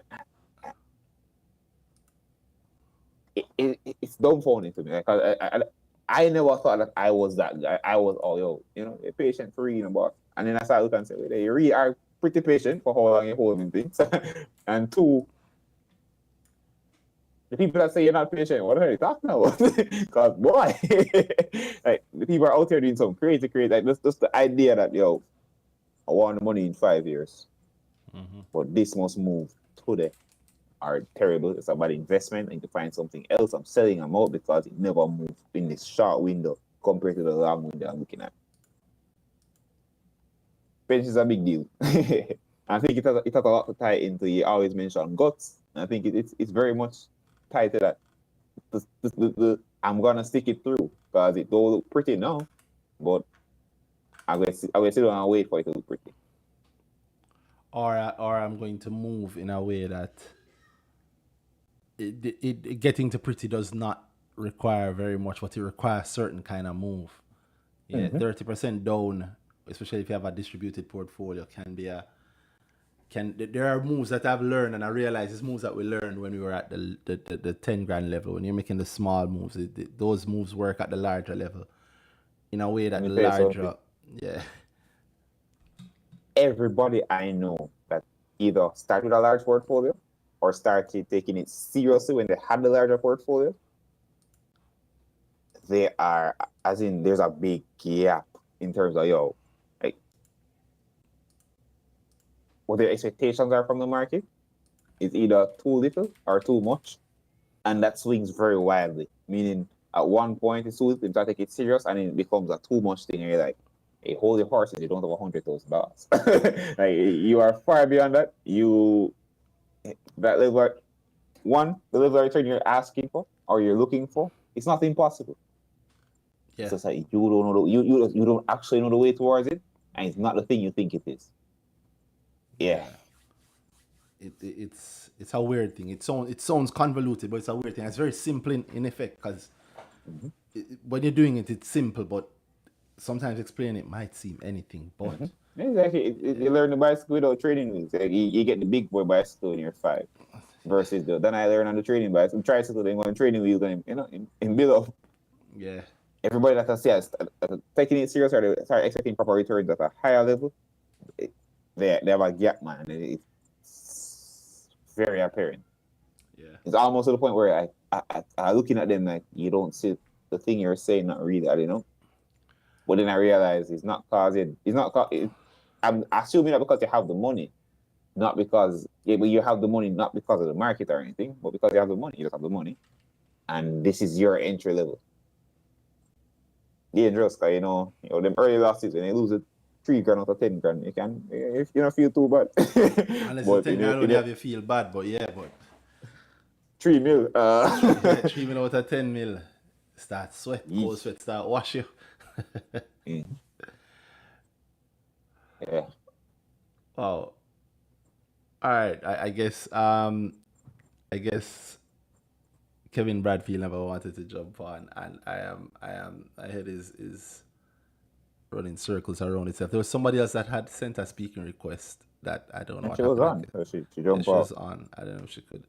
Yeah, she jumped back off. But if there's no one else, I think we're gonna call an early-ish night tonight because I am the COVID is winning tonight, so I need to get some rest to stop it from winning and stop blabbering. So thank you guys very, very much. I hope this wasn't too terrible a week. I suspect next week is gonna be a whole lot more interesting, a whole lot more exciting, let us say. I think by then we'll know a little bit more about what's happening in the market. And remember, if you want to learn how to approach the market greatly, you can come back. Grow. The next grow is later this month. Go to everymickle.com/GRWR. And if you want, slots open.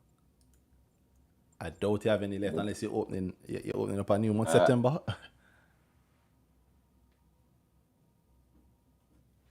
Oh, suddenly I can't hear you at all, Danai.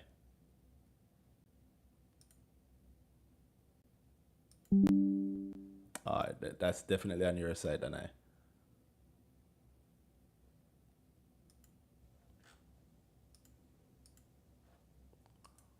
Or maybe not. Maybe it's actually on my side. And hold on for me one moment.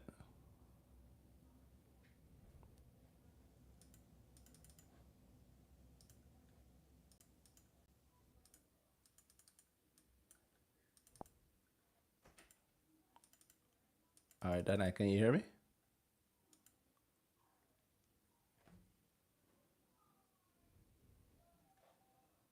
Sorry to everybody on YouTube. I know you guys can hear me. Danai, I know you can't hear me just yet, but I'll be turning it back on in a second.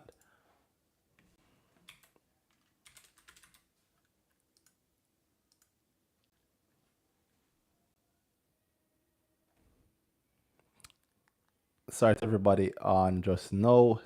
I can't hear you, but you can hear me. I was about to wrap it up, but I'd like to wrap it up properly. So you give me one moment and I will be right back on just to do it properly.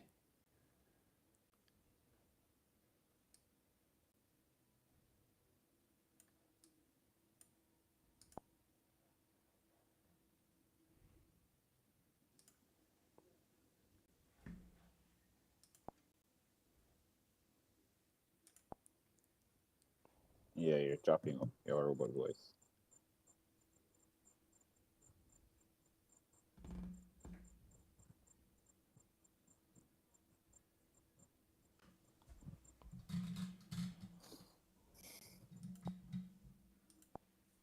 Sorry.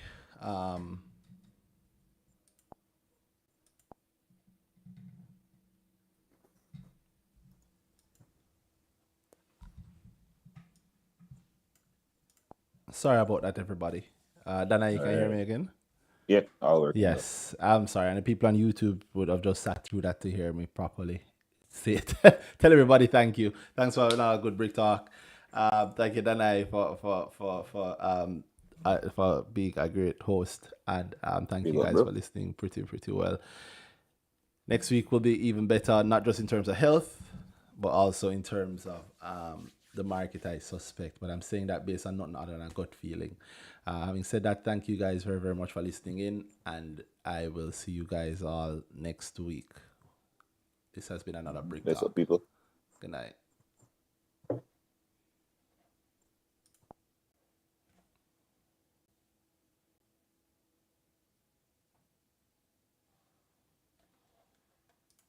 And of course, good night, YouTube, and everybody in the girl group.